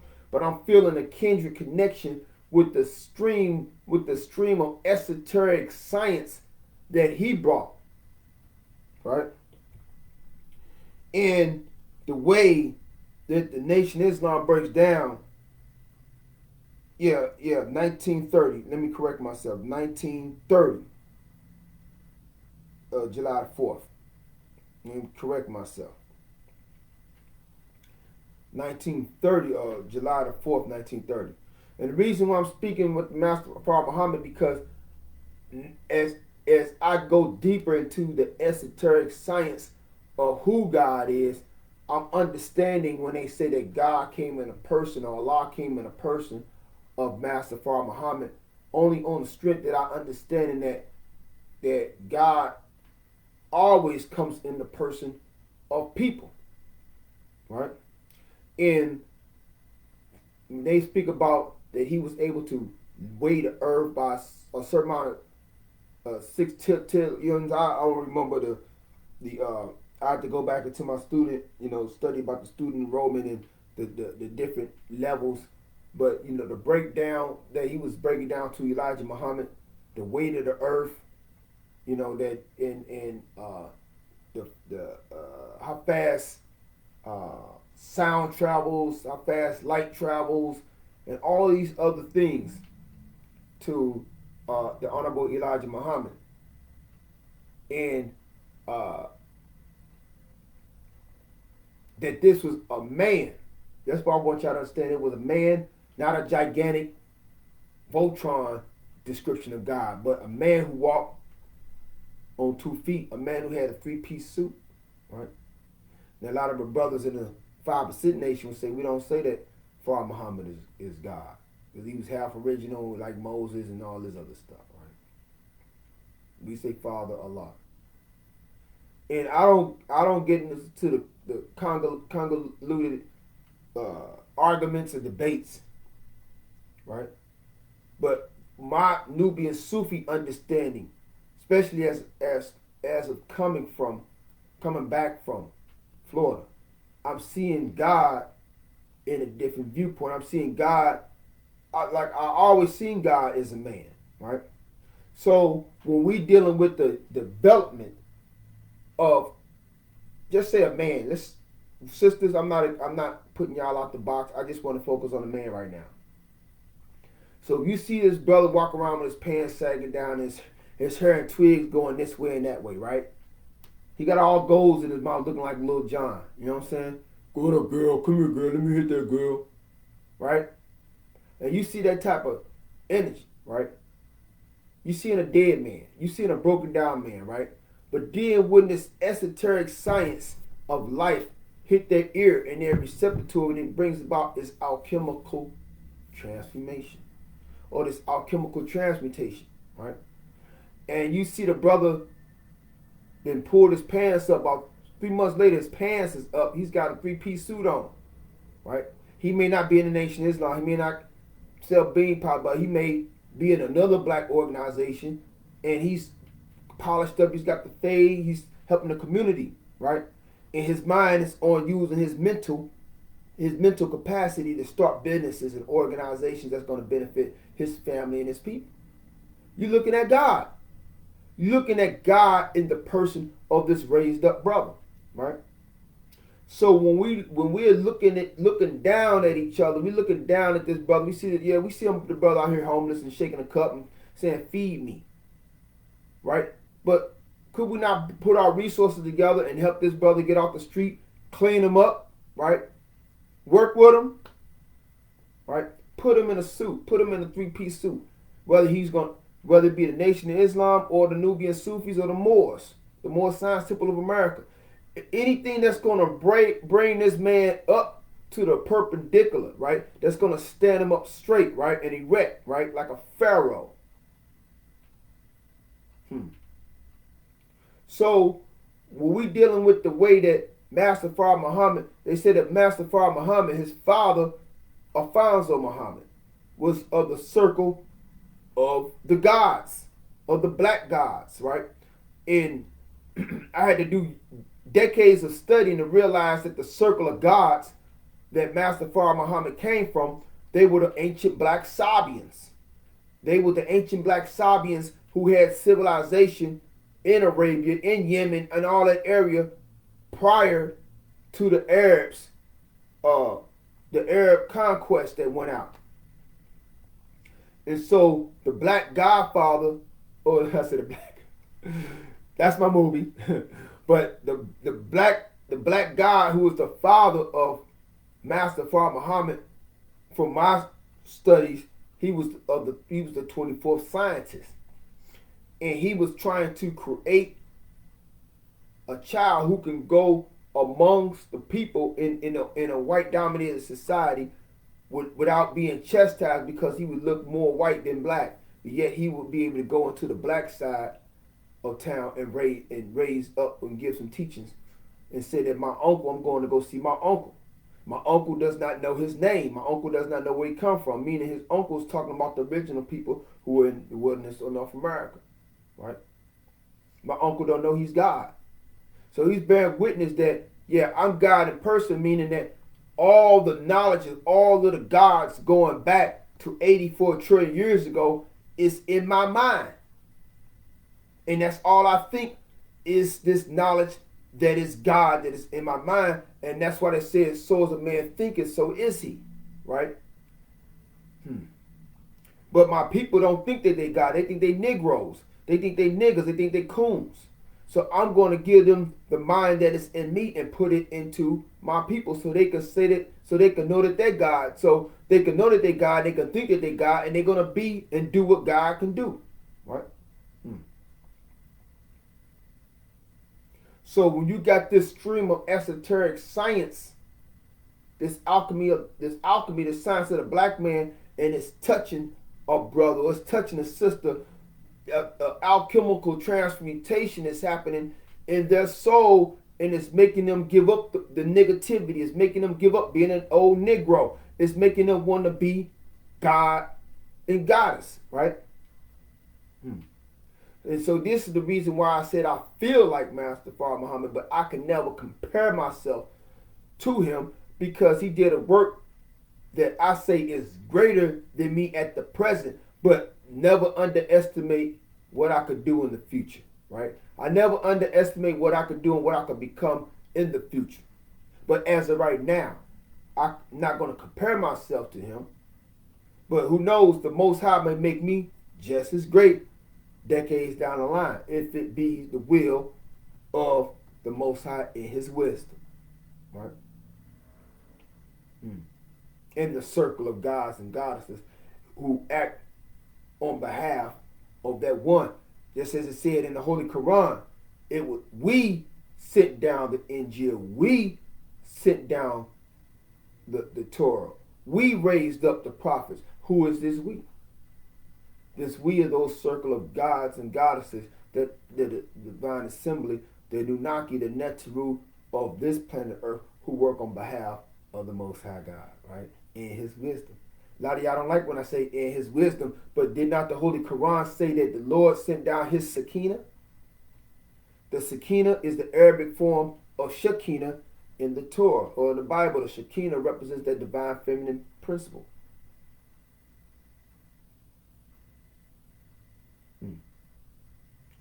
So he is the one. So in the supreme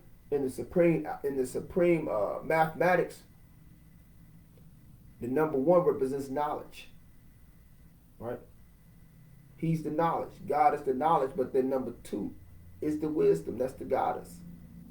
So the knowledge is the black man, but the black man, he had an idea to set forth to build a family empire, but it is the wisdom who says, okay, let's lay some foundations down. Let's put it in a certain form so it won't crumble, right? That's the wisdom.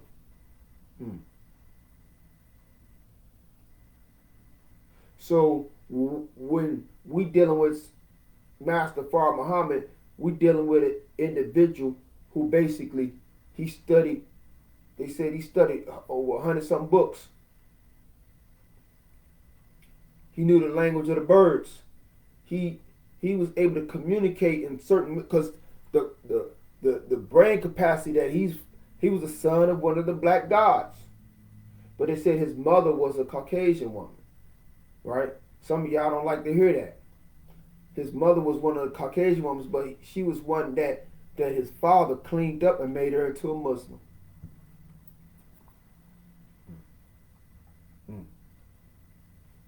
I remember listening to, I think it was the Theology of Time, Honorable Elijah Muhammad spoke about when Master Fard Muhammad's father was trying to create him. He created his sister first. He said, oops.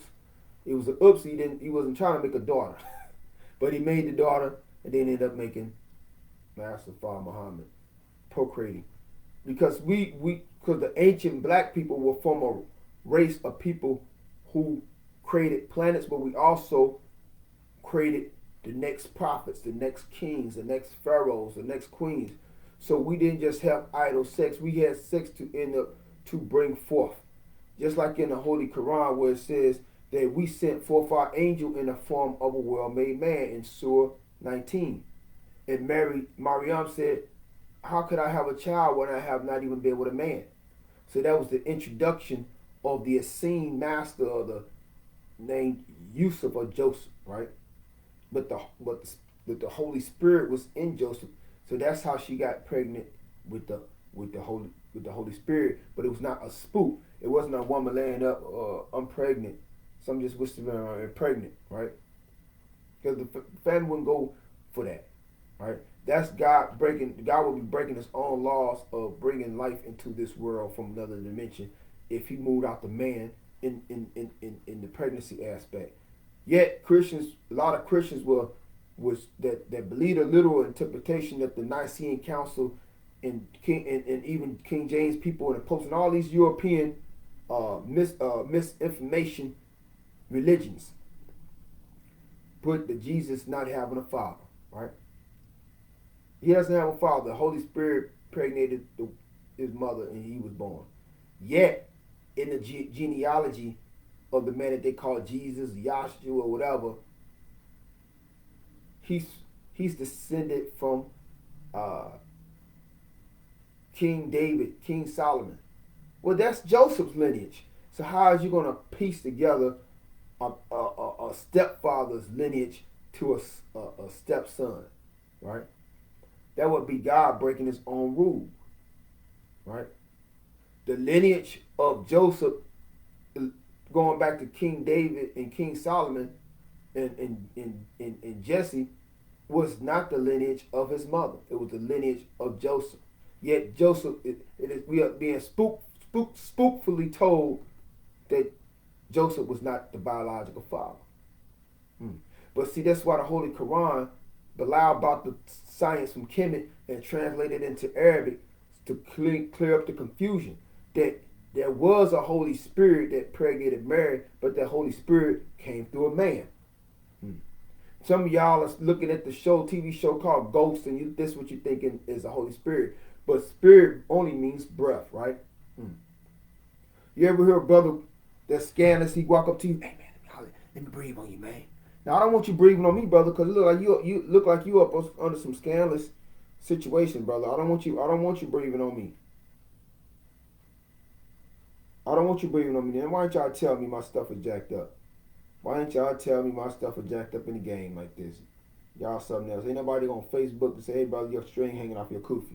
Y'all something else. Y'all the type of person that see some crumbs on the brother's face and y'all won't even say nothing, right? You see a brother stuff, his button unloose, his zipper unloose, you let the brother talk, he won't even say nothing, right? That ain't right. We need to look out for each other. We see each other looking off kilter or whatever, jacked up in the game. We need to, even if we think it's gonna, cause I don't got no pride, I don't got no ego like that where you can't say, hey brother, your button, your tie kind of crooked. You know, your tie look like it's drunk. Let me know, man, so I can get it straight and be tight like Mike and Knights, right? Back to the manuscript. So we're being told that Jesus has no biological father. Holy Spirit impregnated. Yet his lineage is from Joseph. So we have been given the real misinformation through a lot of the 500-year-old dogma that we've been eating up, right? But so if there was a Holy Spirit, meaning the holy breath, the intelligence, all the knowledge of being a God, all the knowledge of how we built the pyramids, even going back to all of the knowledge of how we create planets when we at our 100% brain capacity. And when you at your 100% brain capacity, you like that movie Lucy. Remember that movie Lucy, the white lady, and our brain capacity start going from and what's his name? Morgan Freeman was basically doing a thesis on how the brain can accumulate certain type of powers, reality altering powers as it gets more it gets more and more the percentages. Like we on 12% or 30%. We're not using all our brain capacity. And then it was showing that the woman, she kept her brain capacity start going up to the point where she just became omnipotent. She became beyond her own body. You know what I'm saying? So you talking about all this knowledge going back to 84 trillion years. You got this one initiate who was sent to be the father of the Messiah. So he was bearing all this divine, all this Allah consciousness, all this supreme being consciousness, all this Amarah consciousness. It was all in him. So when he got with the woman, right, the seed, the sperm was a super sperm, had the consciousness and all the information of all of the gods and goddesses that ever exist and that will exist throughout the universe. So you're dealing with a conscious creation, right? A conscious procreation, let's put it like that. And so now, if this womb is fertile, and instead of giving birth to a regular old dude, right? A regular king or a regular chief or a regular soldier, right? It gave birth to a god, right? So ever since I heard the Minister Louis Farrakhan audio tape on how to give birth to a god, I've been on a mission of doing that myself.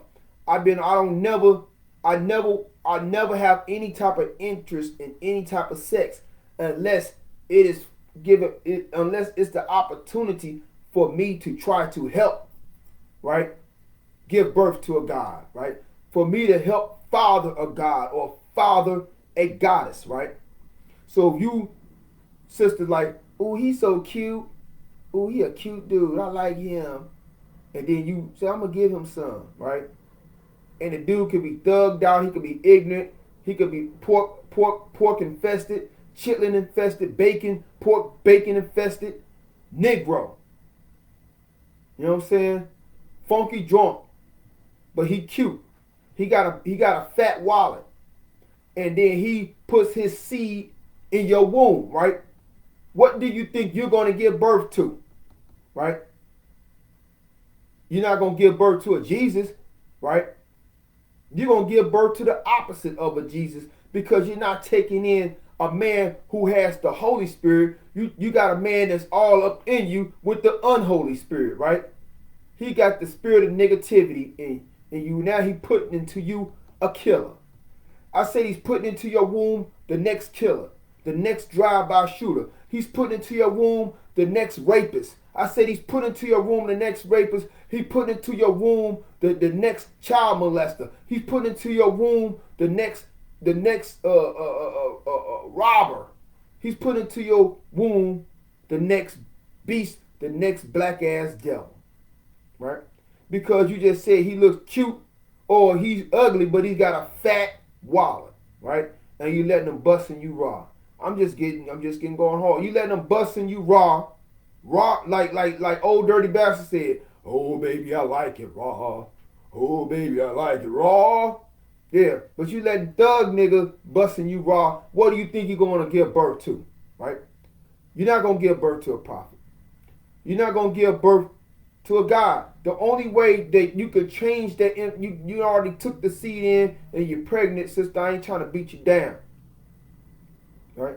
But only with the intercession of the Most High sending his angels, right, to help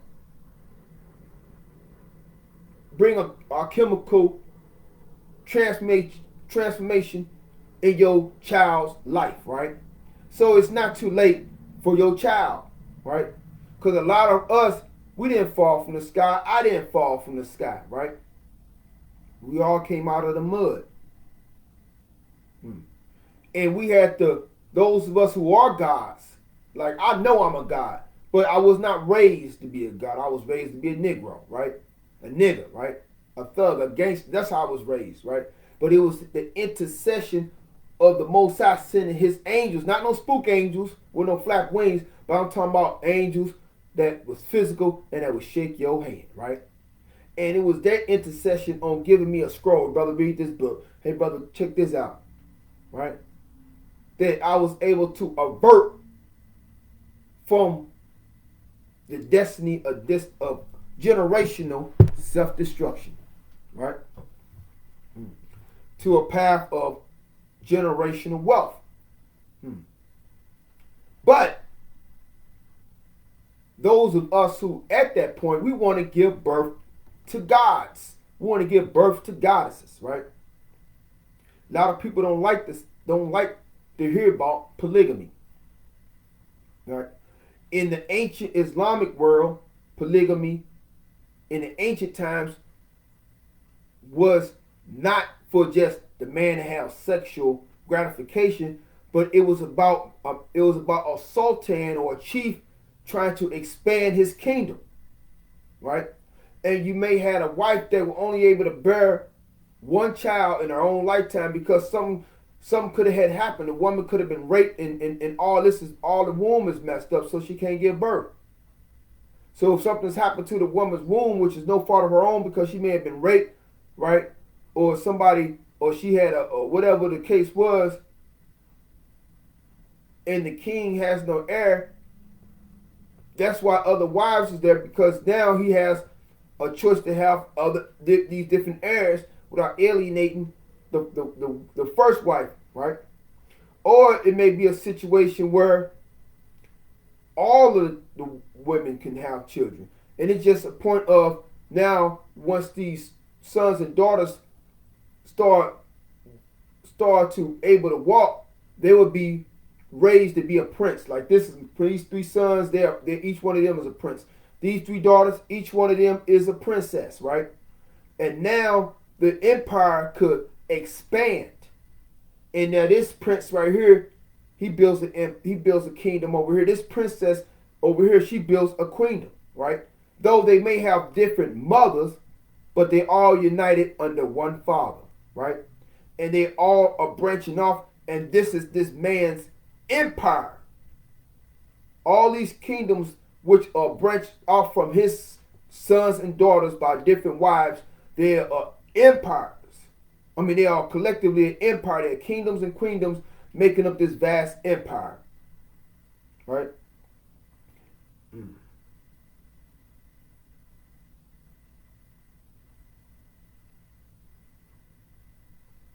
But let's get back to Mary.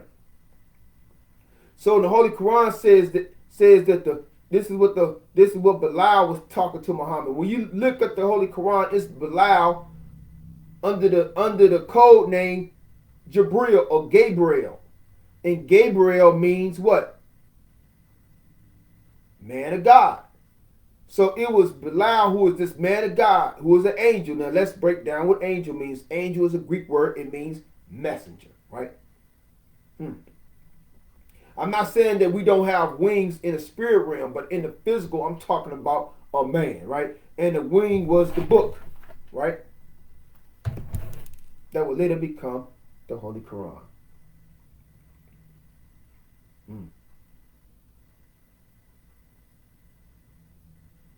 So it was this man of God who was a messenger named Bilal from Cush, right? And he was talking to one who was worthy of praise, right? Which is you, right? You to Muhammad. And he was explaining how the gods got down. He said, we, right? Bilal was including himself in that we, right? He was including himself in that circle of gods and goddesses, right? Said that we raised up the prophets. Then this is my favorite one.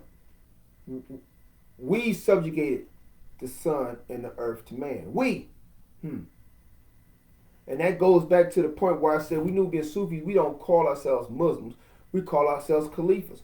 Because it said that God, Allah, the Most High, subjugated and made Muslim the whole earth to us. When you say subjugated, it's the same thing as subjugated submission. It's all the same thing.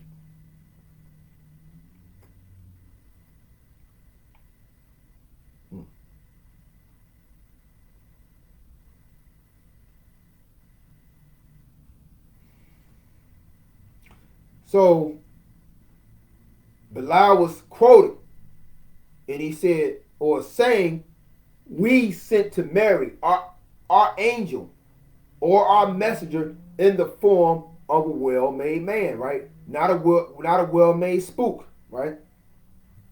In the form of a well-made man. Hope y'all understand where I'm coming from. So this well-made man was Joseph. And you look at the Dead Sea Scrolls, Joseph, all of them represented the Essene community. So the ancient esoteric and hierophantic knowledge that was shared among that community, that was the Holy Spirit. That was the consciousness. That was the gnosis that was in the dome of Joseph. So while he was with Mary, while he was that angel that was sent in the form of a well-made man, or that spirit, right? All of the divine knowledge and information that he, through his initiations and his training, went from the crown chakra and descended from the crown chakra through all the other chakras into the womb, right? A lot of y'all don't like to hear that. But a lot of y'all don't like to even recognize that the man that you know as Jesus had a wife. These things have been kept from us. We've been taught of a Jesus who had no wife, who was around men all the time, that was born from a spook spirit, didn't have a father, but got the lineage of a so-called stepfather. We were taught all this spookism.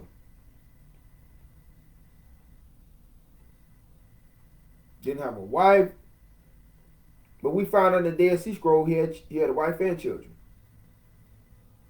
And then we was taught that the man that you know as Jesus or Yahshua Esau died at 33 years old.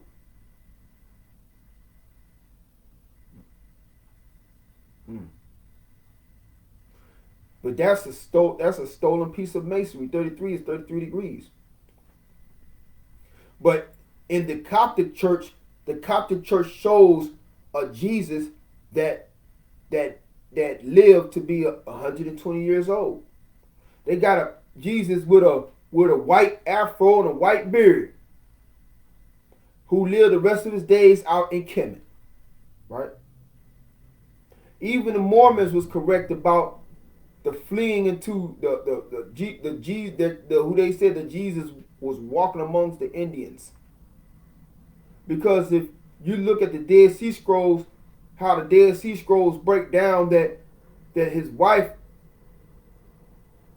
with some disciples came and moved the stone from the cave, and he was not dead because of the man that you know as Jesus was an expert in yoga and slowing down the heart rate to a point where the Romans thought he was dead. And they took him out the cave. She put something to the nose to wake her husband up, and he came to life. He wasn't dead. He put himself in a self-induced coma and slowed down the heartbeat. So the pain that they inflicted on him would not have killed him. You look at the yogis and the sadhus and the gurus in India going through standing on their one leg for months and stuff. Laying on a bed of nails, doing all this stuff to show that their minds is more powerful than the body, right? Without losing the body. I, self, Lord and Master. So when she, and then they had to disguise him, and so it wasn't, he showed up at the crucifixion and told everybody he was a spirit, he gone now and take over. No, that's spookism. The man that you know as Jesus had to go underground. He was a refugee. He had to leave the whole Eastern Hemisphere and go to the West. That's where the Mormons get the concept of Jesus was taught among the Indians. This is where the concept of the Quetzalcoatl comes from.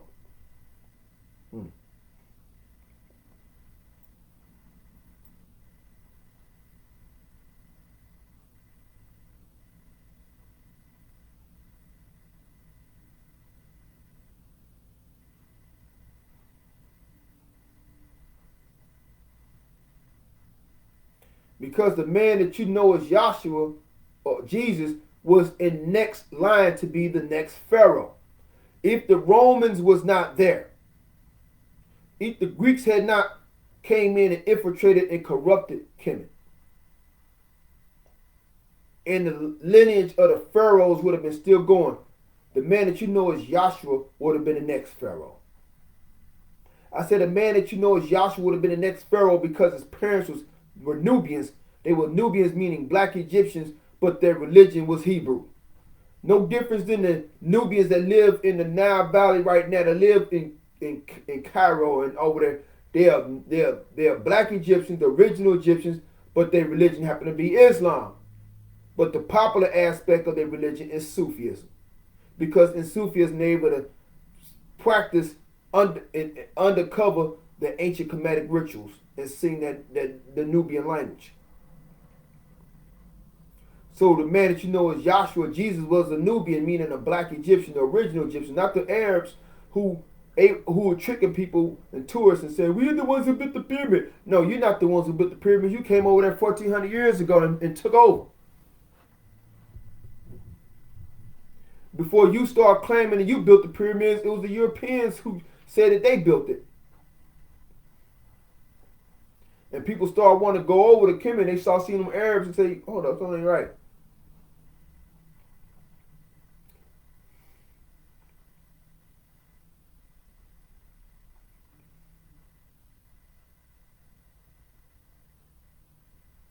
But we're going back to the world-made man. So it's the circle of gods who are always coming together to make another prophet, to make another savior, right? But on a personal level, as we go back to the science of Master Fard Muhammad, we saw that his father, Alfonso Muhammad, was not trying to make a god. Not trying to make a prophet. He was trying to make a god. He was trying to give birth to a god, right? So when we go back to ancient Kemet, we saw that Ptah was the one he was the scientist on what we call planet Krypton, right? Or planet Amen, right? And he was a success at creating this yellow sun solar system, right? But he had to bring forth a son to rule over that, right? I said he had to bring forth a son to rule over that. That's where we get the Khalifa aspect from.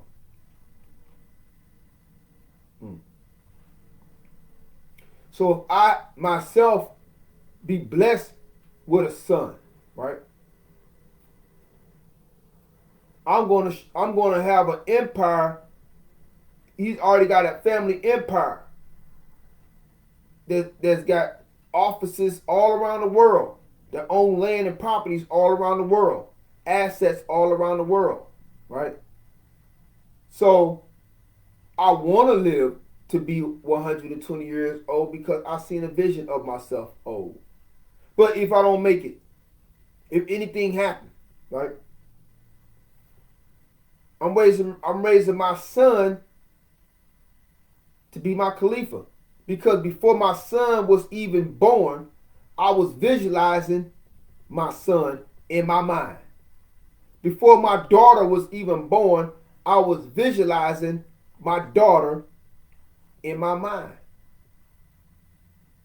God willing, I have 10 children. They were all in the mind, right? Because in my mind, I'm following the science or the teachings of the Honorable Minister Louis Farrakhan, Honorable Minister Louis Farrakhan, on how to give birth to a God. So in my mind, I'm saying this is going to be another God who's going to rule. I'm going to father a God, and this God is going to run the Shakur family empire, or this daughter is going to run the Shakur family empire. I'm visualizing a God. I'm visualizing him going through college, going to universities, getting diplomas, getting degrees, and getting contracts, and having I'm visualizing all of that, right? So when my son or my daughter is born, they won't have to go through the obstacles. They won't have to ask Ganesha to step in and help, because by me visualizing it, and now that they're here, right? They are born with divine mental instructions for the universe to carry out. So the universe is going to be moving stuff out the way for my son or my daughter or my sons and my daughters, so that vision that I visualize as me being Ptah, right, and they being Atum, right. Now they are creating an Ennead, right. They are becoming an Ennead, right.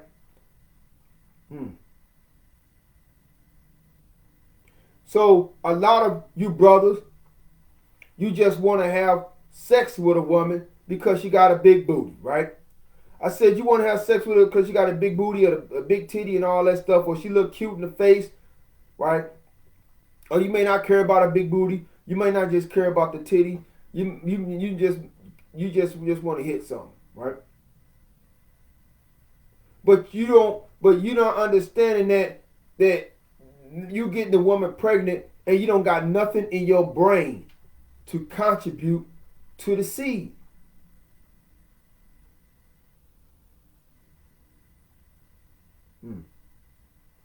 So now you're just helping more Negroes to be born.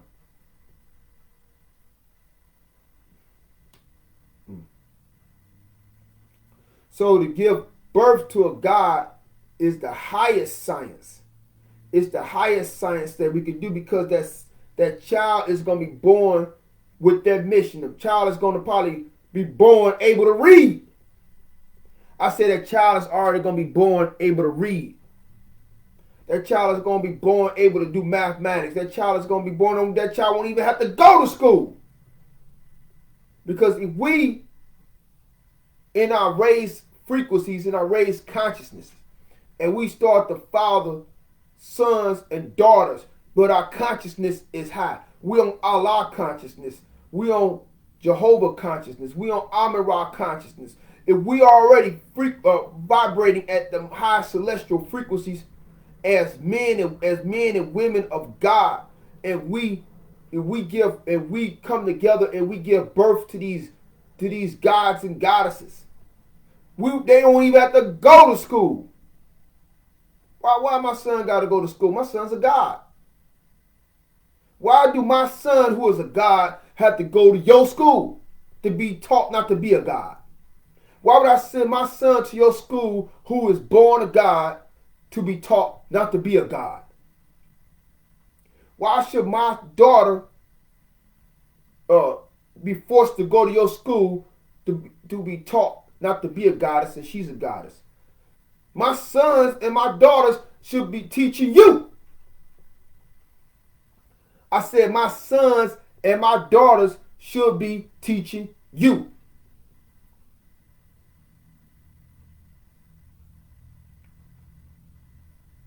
We giving birth to people who are born professors, who are born scientists, who are born mathematicians, who are born engineers. They are born as their ancestors, builders of pyramids. Or even greater than pyramids, they are born with the power and the gnosis and a mind to even create planets. So why are my children, who I consciously came together with the queen to produce gods and goddesses, why should they have to go to your silly mortal schools?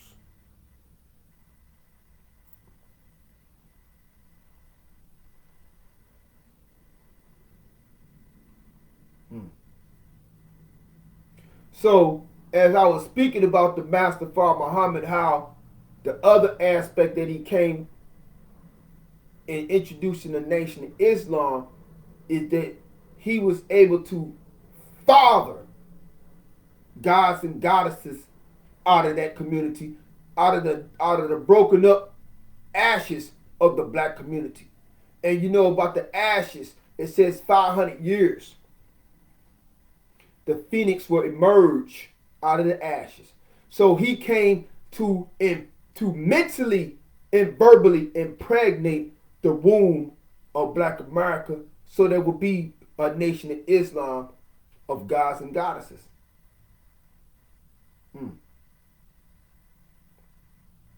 So in my building the Nubian Sufi empire, gods and goddesses, as I started off building this empire way back in the year 1994.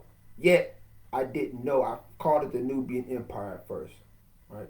Then I got distracted through street life and other things and family issues, and didn't pick it back up till the year 2000.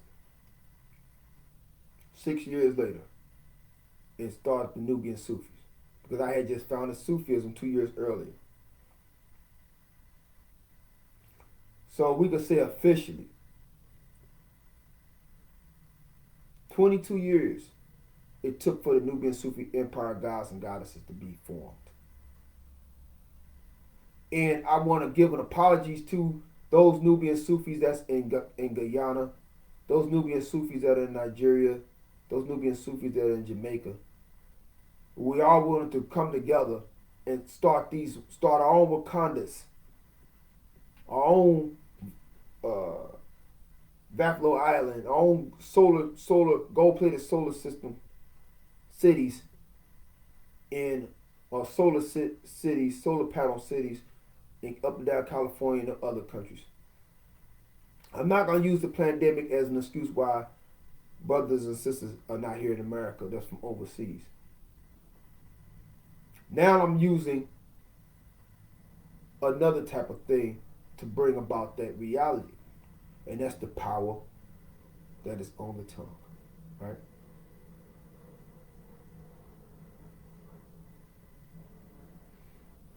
So we, even with our young children that are Nubian Sufi children, are going to be taught how to be gods and goddesses. Even if they were not born gods and goddesses and their parents joined the ranks, like my sister, Monica, my little niece, Isis. I named her Isis. Before that stuff with the ISIS, and Obama was saying ISIS and connecting them with some Arab terrorists, I named my niece Isis off the goddess Isis, whose Kemetic name is Aset. And I see my niece is being another me, but in a female form. And when she gets old enough, she's going to learn the Nubian Sufi teachings. So this is a family-friendly movement where your sons and your daughters can join, and they can start from the beginning on how to be a god, how to grow into being a god or a goddess, and learn the principles of Maya. Because you might got some badass children that like to get in trouble and all that stuff, and we deal with badass children because I was a badass child. You know what I'm saying? And teach them Maya and the positive principles, have drum circles and everything that's positive and exciting. Because I was looking at a Zoom video earlier today, and it was, because I'm about to get my license to be an insurance agent and making some real good money. But the man was teaching, I laid down in the bed and just went to sleep because it was so boring. And this is what the church, the traditional church, when they trying to preach to the people, right? They got the young people falling asleep. Wake up, boy. Right? The school systems, when they teaching the children, it don't speed their ethers up. They're falling asleep and I don't want to go to school. Right? So the Nubian Sufi Empire, gods and goddesses said we gotta make teaching fun for the people. We gotta make it exciting, like they going to a party. We gotta make it just like that. Right? If we're gonna grab the people. Right? You can't be, I am too holy to tell a joke. All that old hocus pocus, holy smoke. You know what I'm saying? We have to, and this is also a part of marketing. A lot of people don't like to smile at people. They don't like to, mean mug. But see, me, I got unks that we be selling. There's teachings I be promoting. So I have to smile because I'm putting a smile out there. Even if somebody don't smile back, I'm putting that energy out, right? People's defenses go down, right? And you may get customers, you may get followers and all that. You're putting the right energy out. But we're talking about, this whole science. You know, cracking the mental atom of omnipotence, right? How do we do that? How do you crack that atom? Right? So we dealt with the Master Father Muhammad and how I felt like it in the regards of the high science that's being transmitted to me, in that I have also come in contact with the 24 elders. And I also saw a vision of my father, alternative reality of my father, who died in 2000, but he's alive in a parallel reality, teaching the same way that I'm teaching, right?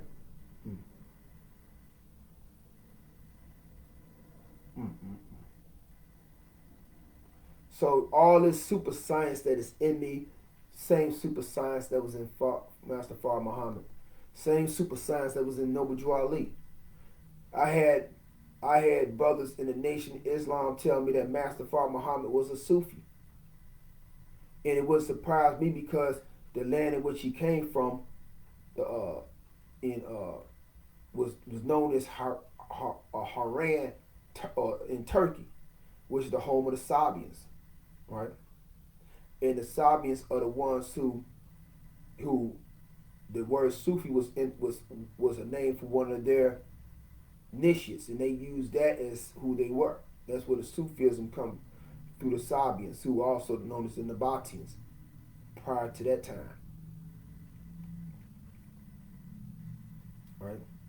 So Master Farah Muhammad was a Sufi according to, and then when I was in the Nation, I saw Sufi literature. Like, well, y'all get this little. I was taught by some Moors that Prophet Noble Drew Ali was a Sufi. So this esoteric science, this connection, right?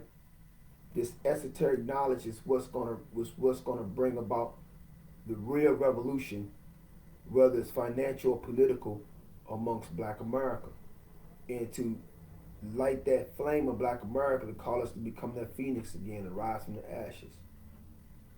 But this does not move other races of people out the box. This ain't saying other races of people are not going to be saved. Other races of people will be saved if they reject this world of white supremacy and they embrace the world that was ruled, that embrace those who was ruled, right?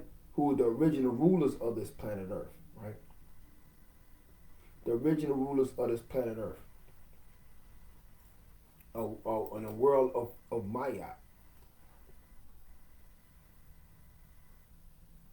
So, as we conclude with that part with dealing with the Master Farah Muhammad, is like each one of us is God in person. Each one of us who are studying the esoteric knowledge, who are studying this theosophical knowledge, who are studying this and becoming a shining light at home and in their community. You know what I'm saying? And people are like, wow, you really inspire us. You are God in person to that person, right? You are like Master Farah Muhammad. You are God in person if you are radiating those high frequencies that are helping people get their lives together, help people get off of crack, help people get off of meth and fentanyl, or whatever they call that, and alcoholism, and you cleaning up the community, and you having these festivals that's a positive impact on the community, and people are seeing this goodness and this energy. You are God in person to the people in your community, in your household. You are God in person, right? But you don't just want yourself to be God in person. You want to help others to be God in person, right? Meaning to be this divine knowledge, this I self Lord Master, this alchemy, this Heka, whatever you want to call it, to be this righteous energy, this Gnosis, right? You want to help everybody reflect that, because you're understanding that the Quranic paradise, the Quran of paradise, the paradise in the Quran was describing a global paradise, not a paradise when you die. The book of Revelation, when it spoke about New Jerusalem, they weren't talking about something in the sky. They was talking about something on the ground, while paradise or heaven on the ground while you're still around. Because everybody's minds are exalted and illuminated by your presence. You are helping people to become gods and goddesses. You are helping people to manifest God in that person. You understand? This is why in Tantra, which, you know, if you're married or you're a man with a woman with a man, in Tantric yoga, you're your woman, you brother and your woman, y'all come together, but not just for carnal sex, or not even just to make babies, but you're coming together through certain type of intimate rituals. But but she's recognizing, she's reading her literature, so she can properly have the mentality to recognize you, brother, as a god. And you got your tantric literature, and you're studying it while y'all doing your ritual, and you got the mentality to worship, to look at your woman as a goddess. And so she's the goddess, you're the god. You're the god, she's the goddess, and y'all coming together on that, and you're creating planets. You're creating realities. Yeah, you're combining your yin and yang, as we started off with. You're combining your magic together, right? And you're creating miracles in the world. You're creating miracles in your home, first and foremost. Because before we can make the world into a global paradise, we got to make our households into a global paradise. That means no arguing, no bickering, none of that stuff, no fights, right? You only on harmonious energy that's going to radiate from your household, and that light is going to touch the neighbor, and the neighbor light is going to touch the next neighbor, and next thing you know, this light of life and love is going to get rid of all the demons of murder and robbery and debauchery. It's going to get rid of all those demons. The light is going to flood throughout your community, and without you stepping outside, your light will cast out the demons in your community. Right? Stop guns and all type of dangerous narcotics from entering into your community. So we all come together, as the Holy Quran says, from the east to the west, wherever you turn, it's the face of Allah, right? So when we get people in our community to get on that mentality, when I see my brother, I don't see a nigga I don't like. When I see my brother, I see God. When I see my sister, I see Goddess, right? I see the Most High in everybody around me. Not saying people ain't gonna do something jacked up. You ain't gonna want to cuss somebody out. You ain't gonna want to snap on nobody. I'm not saying that, because that's the reject reaction, because we still got egos and all that other stuff. And brother called me a BAN, I'm gonna want to fight, right? Even though I looked at that brother previously and saw the God within him, and I said, I see the God within that brother. Then I get across the street to go into the store, and he asked for some change. I said, bro, I ain't got no change. He said, F you, BAN. Something in me is going to want to fight or react, even though I saw God within the brother prior to him saying that, right? But long as a person don't lay your hands on you, or as long as a person don't lay your hands on you, they can basically say what they want to say. But if you knew the power of God, you could say a word and shut that down. You don't always got to use your fist to fight. And you can use a word to shut down that and make respect happen. Then a person will come back and apologize to you, right? That's being God. To be God is not to use your hands or your mouth all the time, but your brain is so powerful you can shut down somebody acting wrong, right?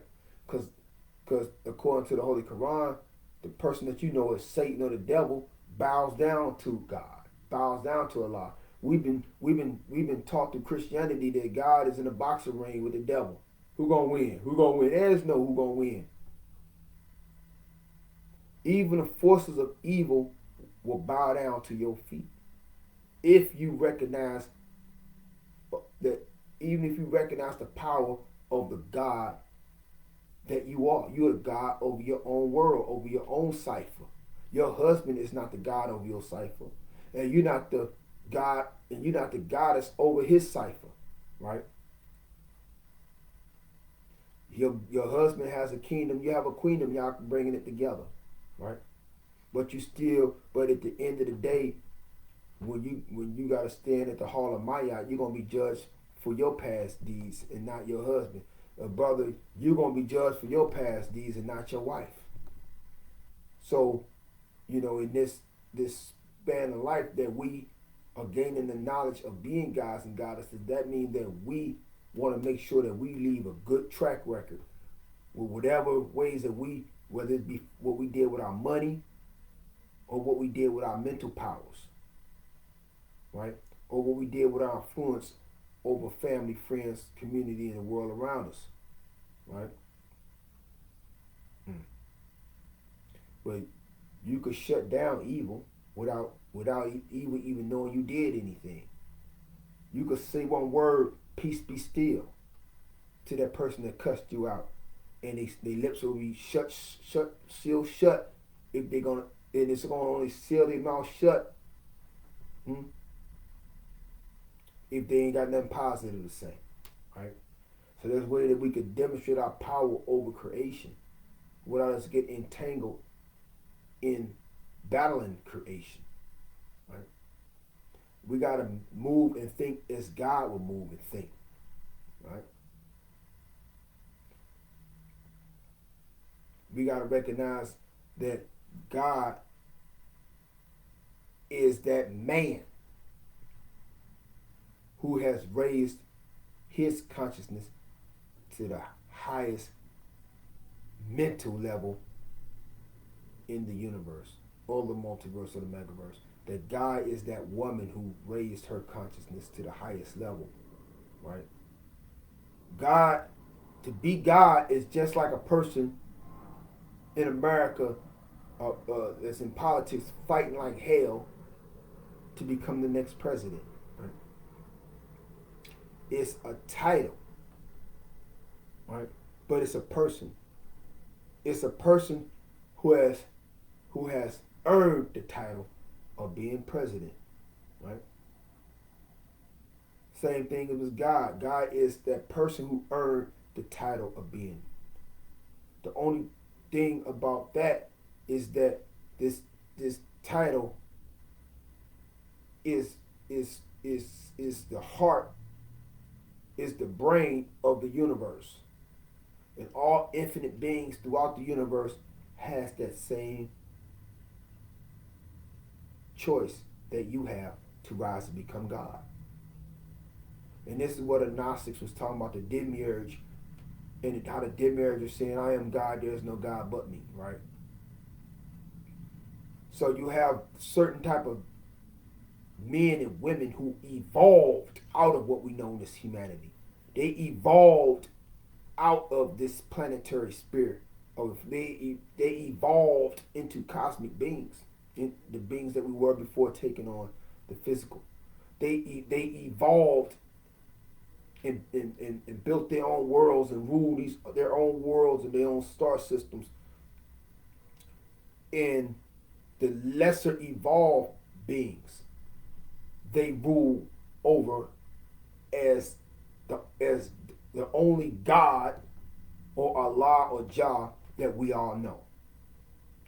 So while we are saying, oh Lordy, Lordy, praying to space, we're praying to those other gods who don't mind people bowing down to them. Right? This is why you read about the Hindu text how Indra was one of those evolved gods, those people that evolved into those type of celestial gods, and they were seeing the rishis, and he was seeing the rishis, which are the Sufis of India, and he was getting upset because they was practicing their yoga and they started getting how they evolved, and he was afraid that they was gonna be next to him. You know what I'm saying? So he tried to send naked women, treasures, all this stuff to tempt them away from their yoga. So when we or told by ministers and rabbis and imams that we need to keep on praying to a God in the sky, we're gonna end up contacting or praying to those who enjoy being that God. In other words, either you're gonna be God over yourself, or there's gonna be somebody that's gonna be God over you. Whether it's the elite or it's the negative Anunnaki. That's what I'm talking about, the negative Anunnaki. There are Anunnaki who had enjoyed in earlier centuries of people worshiping them. Right? And would knock off or just stop certain individuals from attaining immortality or the afterlife life so they could be higher than the gods that was ruling as God over everybody else. You know what I'm saying? Just like the judge say, ignorance of the law is no excuse. Where you have those who say ignorance of your own divinity is no excuse. So either you're going to become God over yourself, or someone's going to be God over you for you. That's just the raw science. In this worldwide supremacy, we have those who have been gods over us. But as we start to evolve and we look at, there's a hierarchy of deities or highly divinely evolved men and women who transcended the wheel of reincarnation, and they rule through in other dimensions and other planes as gods and goddesses that we all have the potential to rise to become, right? They might throw obstacles in your way so you won't make it to where they at, right? No different than you getting a job at a car factory, and they see you got a diploma, they say you're sharp and intelligent, and somebody that's been in a high-ranking position as a supervisor for 10 years, and here you come, your skills are so dynamic, you rise in the ranks, you almost about to catch up with them in about 6 months. You about to be where they at in 6 months, and it took them 10 years to get there. Now they might try to get you fired or give you some hard assignments or try to get you relocated just so you won't get up to where they at. So the same thing with the hierarchy of gods. There are some gods and goddesses who don't want to see us evolve to get where they at. Right? So this is why we always give homage to the one supreme God, because the one supreme God has jurisdiction over all of the gods and goddesses throughout the universe. Right? There was a story where in the Sumerian text where the first Sufi, Enoch, under the name Adapa, he had spoke his words, and he broke the south wind, and he was summoned to heaven by Anu, who's Allah or God in the ancient Sumerian text. His name means heaven. And he explained himself and what happened, and he impressed the Supreme God so tough that the Supreme God was wanting to give him physical immortality. Yeah, Adapa, or the Sumerian Enoch, physical immortality. But see, Enki had told him prior to reject it because he's gonna give you death and all that stuff. So Enki lied, so his best follower would not drink the cup of immortality and even raise higher than Enki, right? And be up there next to him in power. And that's what I was explaining as well in regards to the reason why Joe Biden went after the cash cards, trying to figure out you got $600 in cash cards, or they start going after Bitcoin and all that cryptocurrency, put regulations, and these regulations were so hardcore that a lot of countries don't even want to work with the United States on cryptocurrency. I've been trying to get crypto and all this stuff going, in most of the sites that I've been going through the last probably 6 months to a year, they don't even want to mess with the United States. So that's money that I ain't able to get, and a lot of American entrepreneurs can't access that money because of what Joe Biden is doing, right? Other countries don't want the United States all in their business and don't want to get taxed by the United States and all that. And no one can tax the United States. So this is all dealing with the World Economic Forum and wanting to get a credit score ID and all this other stuff because they put Joe Biden up to this thing because the old school millionaires and billionaires who got their wealth either from the slave trade, descended from their ancestors, the cotton and slave trade, or from the industrial age with the cars and machines and all that, even to right now, you have those wealthy elite who don't want us to catch up, right? They want us to be stuck. I'm talking about not just black people. They want all of us the poor white people, the poor black people, the poor Asian people, the poor Latino people in the United States of America. They want us to just be satisfied with jobs, working for them, and not us creating our own businesses and pushing out our own jobs, right? So they are seeing how the online people that start shifting, going and start businesses online. Now they millionaires and billionaires like a Jeff Bezos.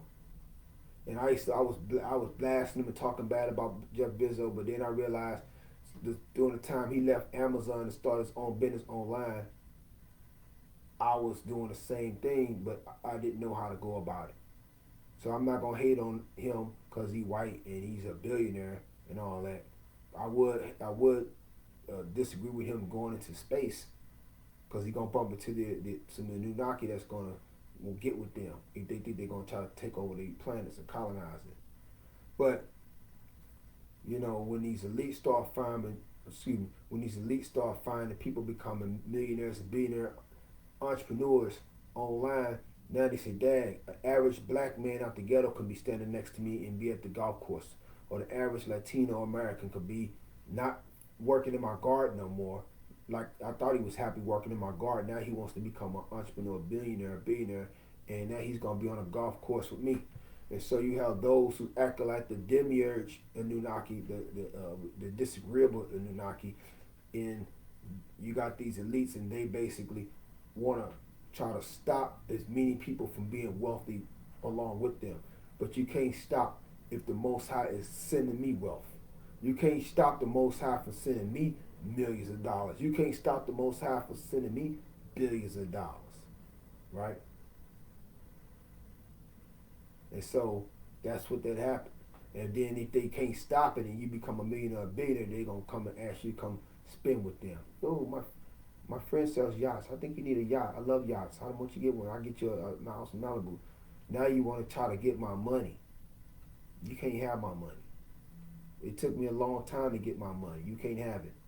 But you can give me your money. And that's the way that independent people have to think. And I don't want no loans, because a loan means you're going to have a piece of my business. I don't want a loan. Right?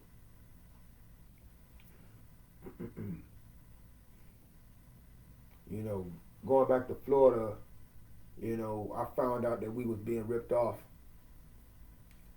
And I challenged some individual who had a lot of wealth that I know that we being ripped off. And so instead of doing the right thing for everybody, they just went ahead and paid everybody off that was in my team and gave us pardon papers. Right?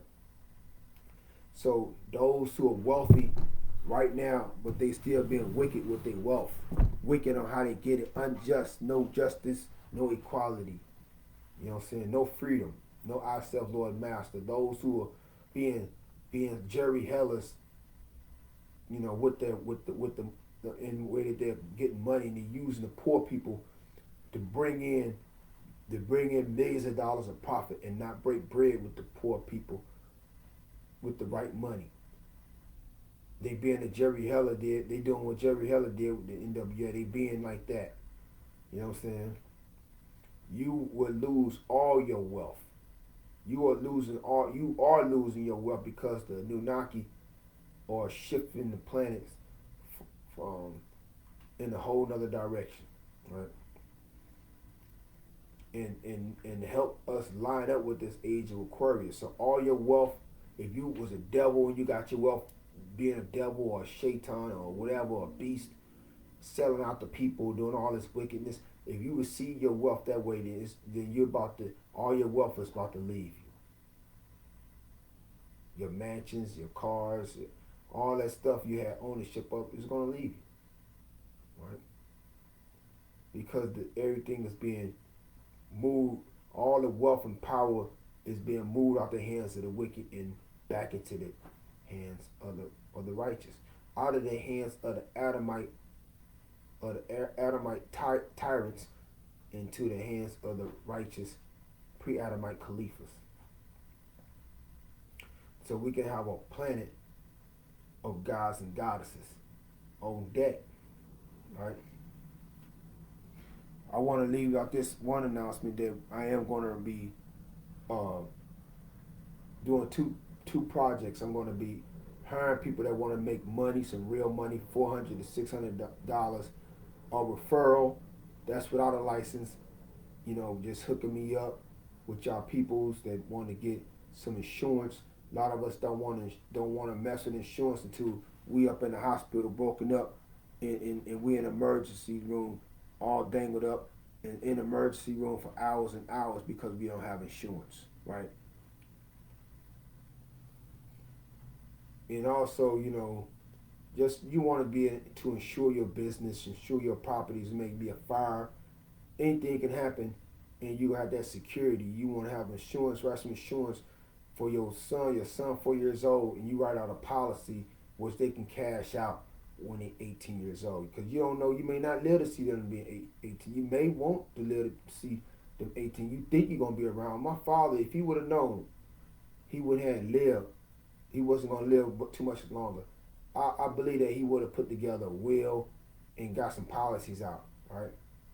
But a lot of times we so busy living that we don't see that we can, it was a time when we wasn't here on this planet, and it's a time that we're not going to be here. That's just plain and simple, right? Even if you become immortal and you say you live for 1,000 years, you're going to get tired of living and you're going to want to start eating the wrong foods, like the Honorable Elijah Muhammad said that the gods, when they got tired of living for centuries to thousands of years, they start purposely eating the wrong food so they can go ahead and just die. You know what I'm saying? So we want to make sure that we secure our family and everything else. So, you know, and like I said, it's some good money.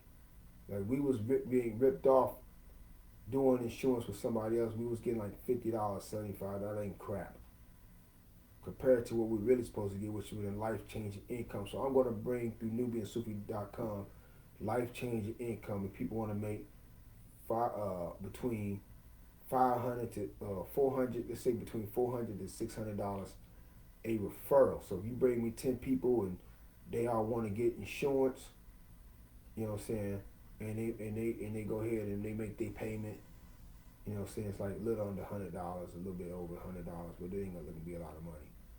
Then I'm gonna cash app you 400 to 600 times 10. And so whatever amount of people you bring to me, you know what I'm saying, I'm gonna and they want to sign up. You don't just go grab people, bring them to me, because they bring them to me and they don't want to do nothing. Put my money up for bringing them. Why you gonna get some money for it and there's no fruit? So, you know, I'm gonna be have those opportunities open. I will create a call center, telemarketing center too. So if people want something formal, like go to a job and clock in and get some good money, you know what I'm saying, I'll provide that if that's what you want, because some people just love clocking in. I don't want to clock in no more. Me, I'm doing contract work. Pay me a flat fee, you know what I'm saying? But we also going to be we getting back into this tour. Me being out of town gave me a breath away, gave me some time to contemplate.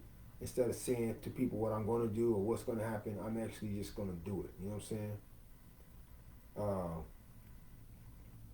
But tickets and things like that, people don't understand that in the music industry, nobody's going to really want to book a person if they can't bring a crowd. That's what they get out of booking somebody like a Kendrick Lamar or Wiz Khalifa. They know that if they book a venue that's 3,000, that can fit 3,000 people, it's gonna get filled up. You know what I'm saying? If they invite Wiz Khalifa, but if they invite me or the other guy, Nato Khalif, and they got 3,000 seats, and they invite me, and I don't bring nobody, they're gonna be like, oh man, he ain't got no fans. So it's always an exchange of energy, but I'll be love to sell anything that has my name on it. When I try to sell anything that has anybody else's name on it, I don't really make money. But whether it's my CDs I was selling back in the days, or or the products at my vending table, whenever I'm selling something that represents me, I make tons of money. So yeah, I sell tickets for right now, but once we get those numbers back up, or those numbers back, then that's when people was like, oh, the Black Messiah has 1 million followers on Instagram. Let's book him for this venue, this 5,000 people venue, and pay him $40,000. So I don't mind doing the shows that I gotta pay a little bit just to get on stage, if it's gonna help me get those numbers up. You know what I'm saying? Or get me a PR agent. Like we working with a sister named Queen in Atlanta. She said she can give me 3,000 TikTok followers. So even if it means going through that just so we can get those numbers up, I'm gonna do it because I understand how the industry works. Yeah, they could say, hey, come. I mean, I had times back in the old days, somebody asked me to perform and they paid me like $100, but they don't, nowadays they don't want to pay nobody unless you can bring a crowd. It's just the way it is. It's just the way it is. The game changed. But if I do some nice shows and people recognize me, a celeb recognize me and say, hey man, I like what you did, I want to pay you to rock the mic, then that's how that goes. So it's also dealing with who you know. Either it's numbers or who you know in the business has already got a name for themselves. But if you just a nobody, and I ain't saying that I'm a nobody, but my music's not on the radio, I'm not on the video, so I mean, what can I say? But we're changing that scenario. And that's why we're making a move to Atlanta. Making a move to Atlanta, so the Nubian Center Records, Nubian Alchemy Films, the movie that we're doing, and all other movies in the projects, they can all be recognized by people that's in the industry, and they looking for someone like me to rock and roll with. Feel me? So I keep everybody in touch about the insurance as well as the entertainment apparatus. And the biggest goal that we want to make is setting up in Venice, California. The Nubiansufi Empire Gods and Goddesses, our businesses and our ministry, right? And then start building city-states in those respective places that I mentioned, right? But it all starts with unity. It all starts with you and me, you and I coming together to make it work. And to all my friends and family, to all my friends and family of other races, whether you're white, Asian, Latino, Arab, whatever you are, if you feel insulted, don't feel insulted. I'm only speaking the truth, and I need you to go and go into the community, especially my community, and see, are we being exploited, right? See the mentality of negativity that can be changed by these teachings that I'm spitting, right? And knowing that if you yourselves, even though you may not be black, you are other races and nationalities, and you want to seek refuge in a government of righteousness, a government that's a righteousness, you know what I'm saying? Then we welcome you to become royal citizens of the United Theocracy of Black America, the new Olmec Empire, as long as you recognize that the Nubian Sufis will be the sole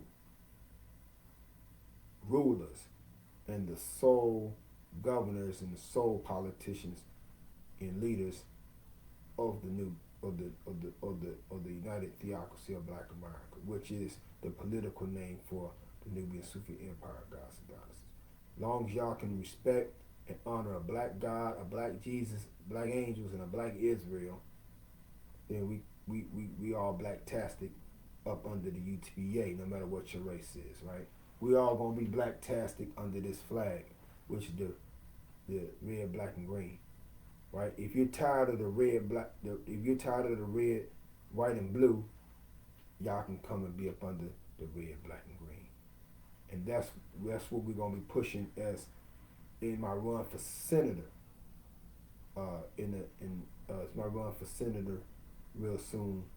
Is I'm gonna be pushing this agenda of nationwide recognition of the UTBA, and also base it on the fact that we are the new Olmec Empire, right?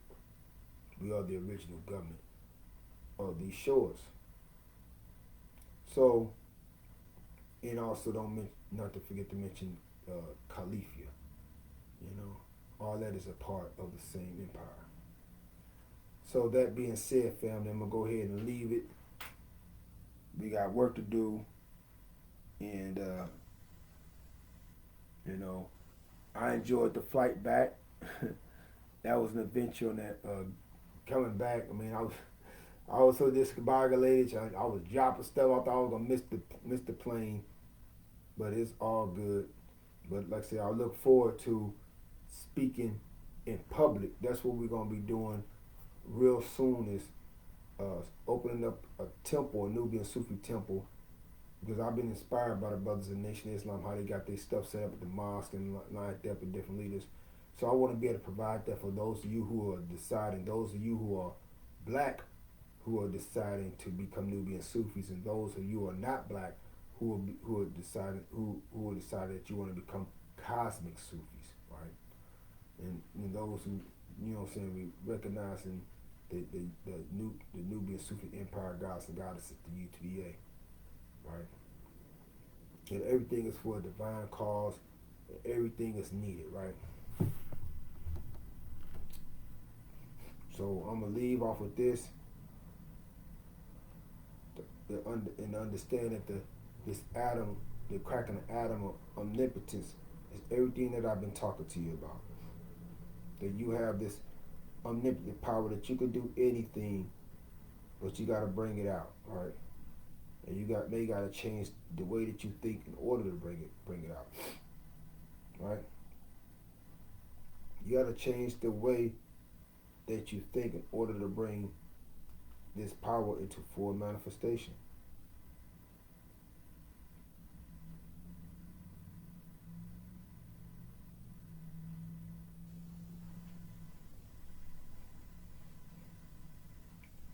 Trying to see if I can find this picture. All of a sudden my tablet want to blink out for no reason. It's kind of messed up, but it just want to keep blinking, like blink, blinky, blinky.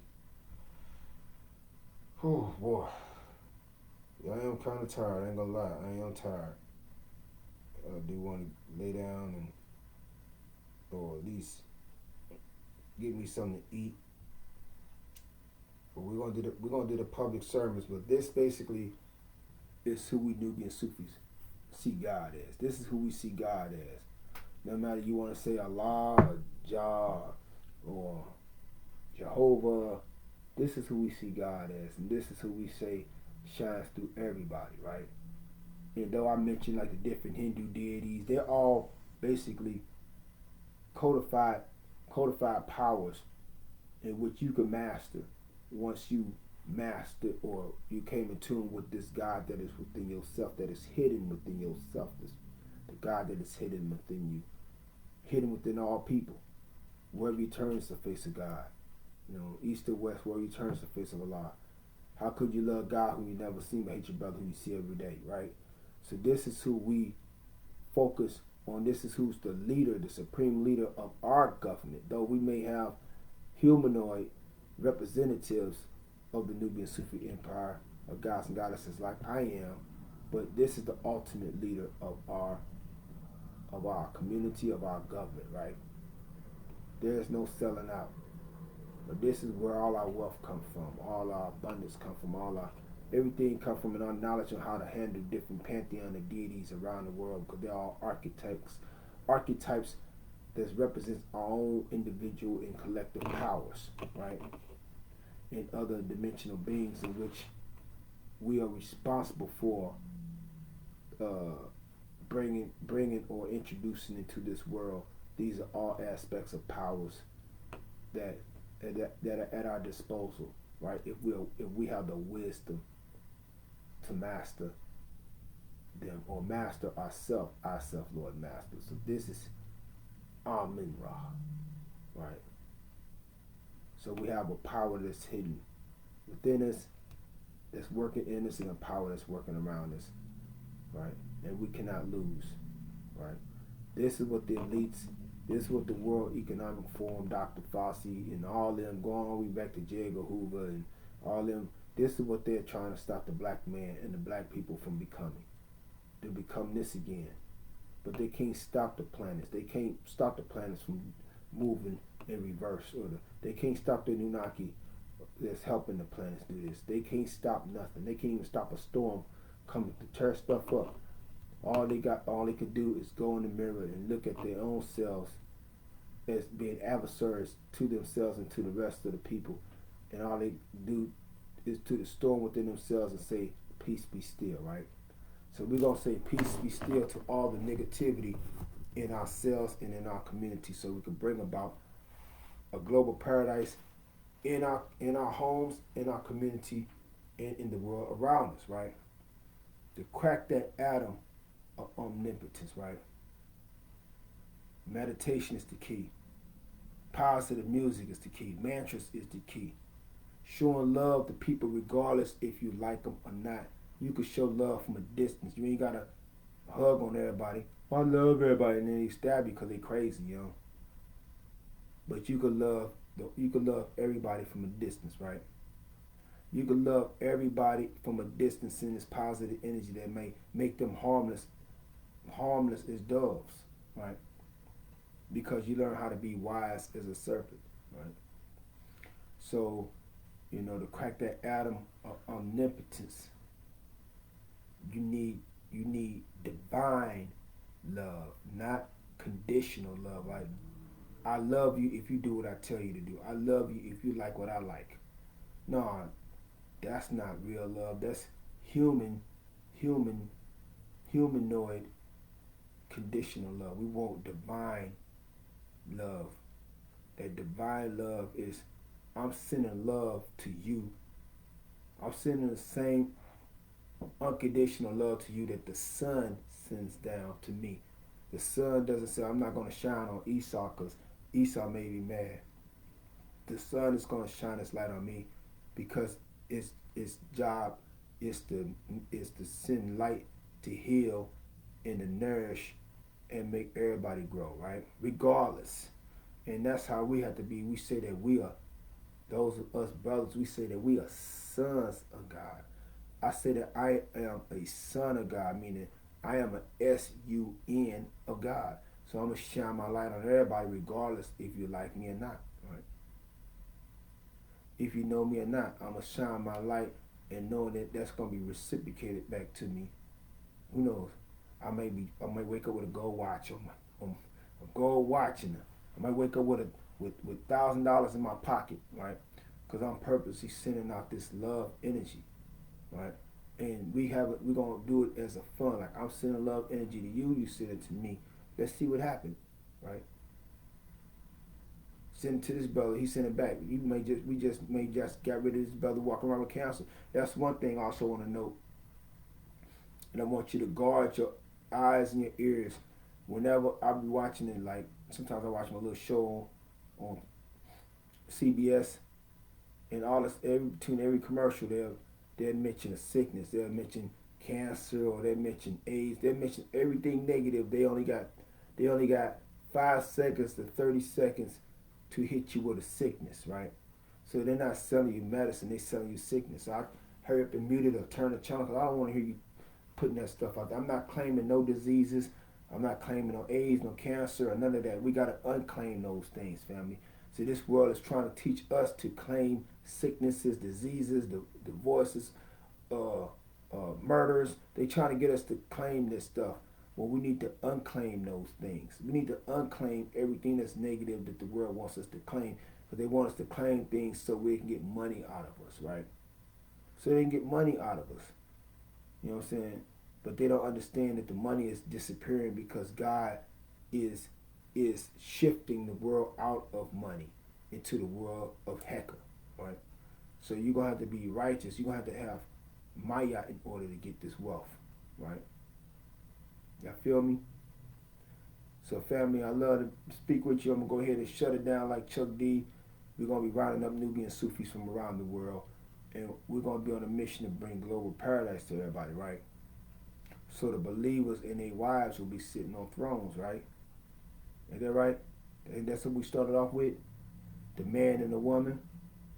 So sisters, you can't just say I'm gonna be the man, and I'm gonna be the wife, and no, I'm gonna be the mother and the father to my sons. No, you need to get a righteous God in there to be the father. You're gonna have to submit. You're gonna have to become Muslim to that righteous God, sister, so he can help raise your son. If your father is being derelict, you can't be the father and the mother. Because what you end up going to do is you're going to end up feminizing your son. Right? And brothers, you can't just say, I'm going to be the father and the mother. You can never be the mother, brother. You need to go get you a queen, you know what I'm saying, and help and let her be the mother if she got an understanding heart of your child. You know what I'm saying? So we need to kind of straighten our hats up and get ourselves straight, you know. Man is the head of the household. That's what's got to be number one. And if man has a certain type of way to get his money, then that's what time it is. You know, we want to rebuild the family back up. This world wants the inside out. And I want to make a law against gay men of other races adopting young black boys. Because what they trying to do is legalize pedophilia, right? So, you know, we're going to have to, you know, be in a position where we start getting these children out of these orphanages. We need to start raising these children up to be gods and goddesses. You understand, family? So we have a big mission. You can never pat yourself on the back and say, God loves me so much and I'm blessed and highly favored, and you ain't out saving nobody. You ain't out healing nobody. You ain't being no prophet or no prophetess to nobody. You just looking in the mirror at your own ego, right? It's like some rapper rapping about they got $1 million and they buying Gucci bags and all this. Well, what Jay-Z said, what you eat don't make me, you know what I'm saying? What you eat don't make me S-H-I-T, right? So time is out of bragging about how much money you got. Time is out for you bragging about being blessed and highly favored, and you looking nose down at everybody else. The only Jesus that's gonna come and save us is us. We the only Jesus that's gonna save us. We are the only. I hope you understand what I'm saying. We are the only Jesus that's gonna help us. That's gonna save us. Right? We the only Christ. We the only Buddha. We the only Krishna. We are the only redeemers that's gonna save us, right? Until we can learn how to become saviors, we need to shut our mouths on being blessed and highly favored, right?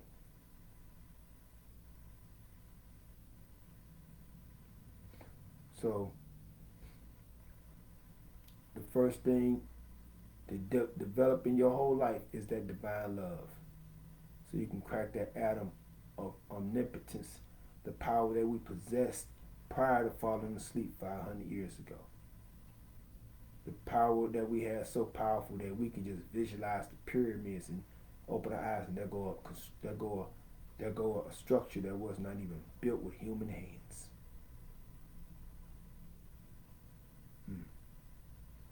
The mind that was so powerful, we was able to create planets, whole solar systems at that. But we got to get back to the basics, family. God is truth. Now, y'all thought I was going to say God is love because I said divine love. Divine love is a product of the truth. God is truth. Right? Al-Haq. So let's get on it, family. Be in tune for the Nubiansufi opening up a temple. There's different places I got ideas of temples being open. One in St. Louis, one is now Florida because I like Florida, and the other one's LA. May have one in Brooklyn, but get prepared for the temple opening. Get prepared for literature going out. Get prepared for me traveling and speaking and teaching this Nubian Sufi empire gods and goddesses, and me finding other brothers and sisters and training them to be Nubian Sufi speakers and teachers like me, right? No time for jealousy, no time for envy, no time for who is this the nigga, who is this B, none of that. I don't have no negativity. I'm going to be going and bringing brothers and sisters in to the Nubian Sufi empire from around the world. I'm going to meet them personally and bring them in so they could be teaching you this alchemy, this science of the black man, which is going to transform the community, that's going to heal the community, and that's going to transform this world and heal the world and bring a global paradise where we all are gods and goddesses. There's no room for no devils, no beasts, no dragons, none of that, because they won't be able to exist in a world filled with gods and goddesses, family. That's my whole mission as the Black Messiah. All right, family? And so we all recognize that we are all God in person, right? But we got to get that devil out of our person. We got to get that shaitan. We got to get that hate and that negativity and that jealous out of our person, right? So we can move forth as gods and goddesses. So we could make a reality as when the Holy Quran says, from whether the east or the west, wherever you turn, it's the face of Allah, right, family? So with that, I say, Heck Otep.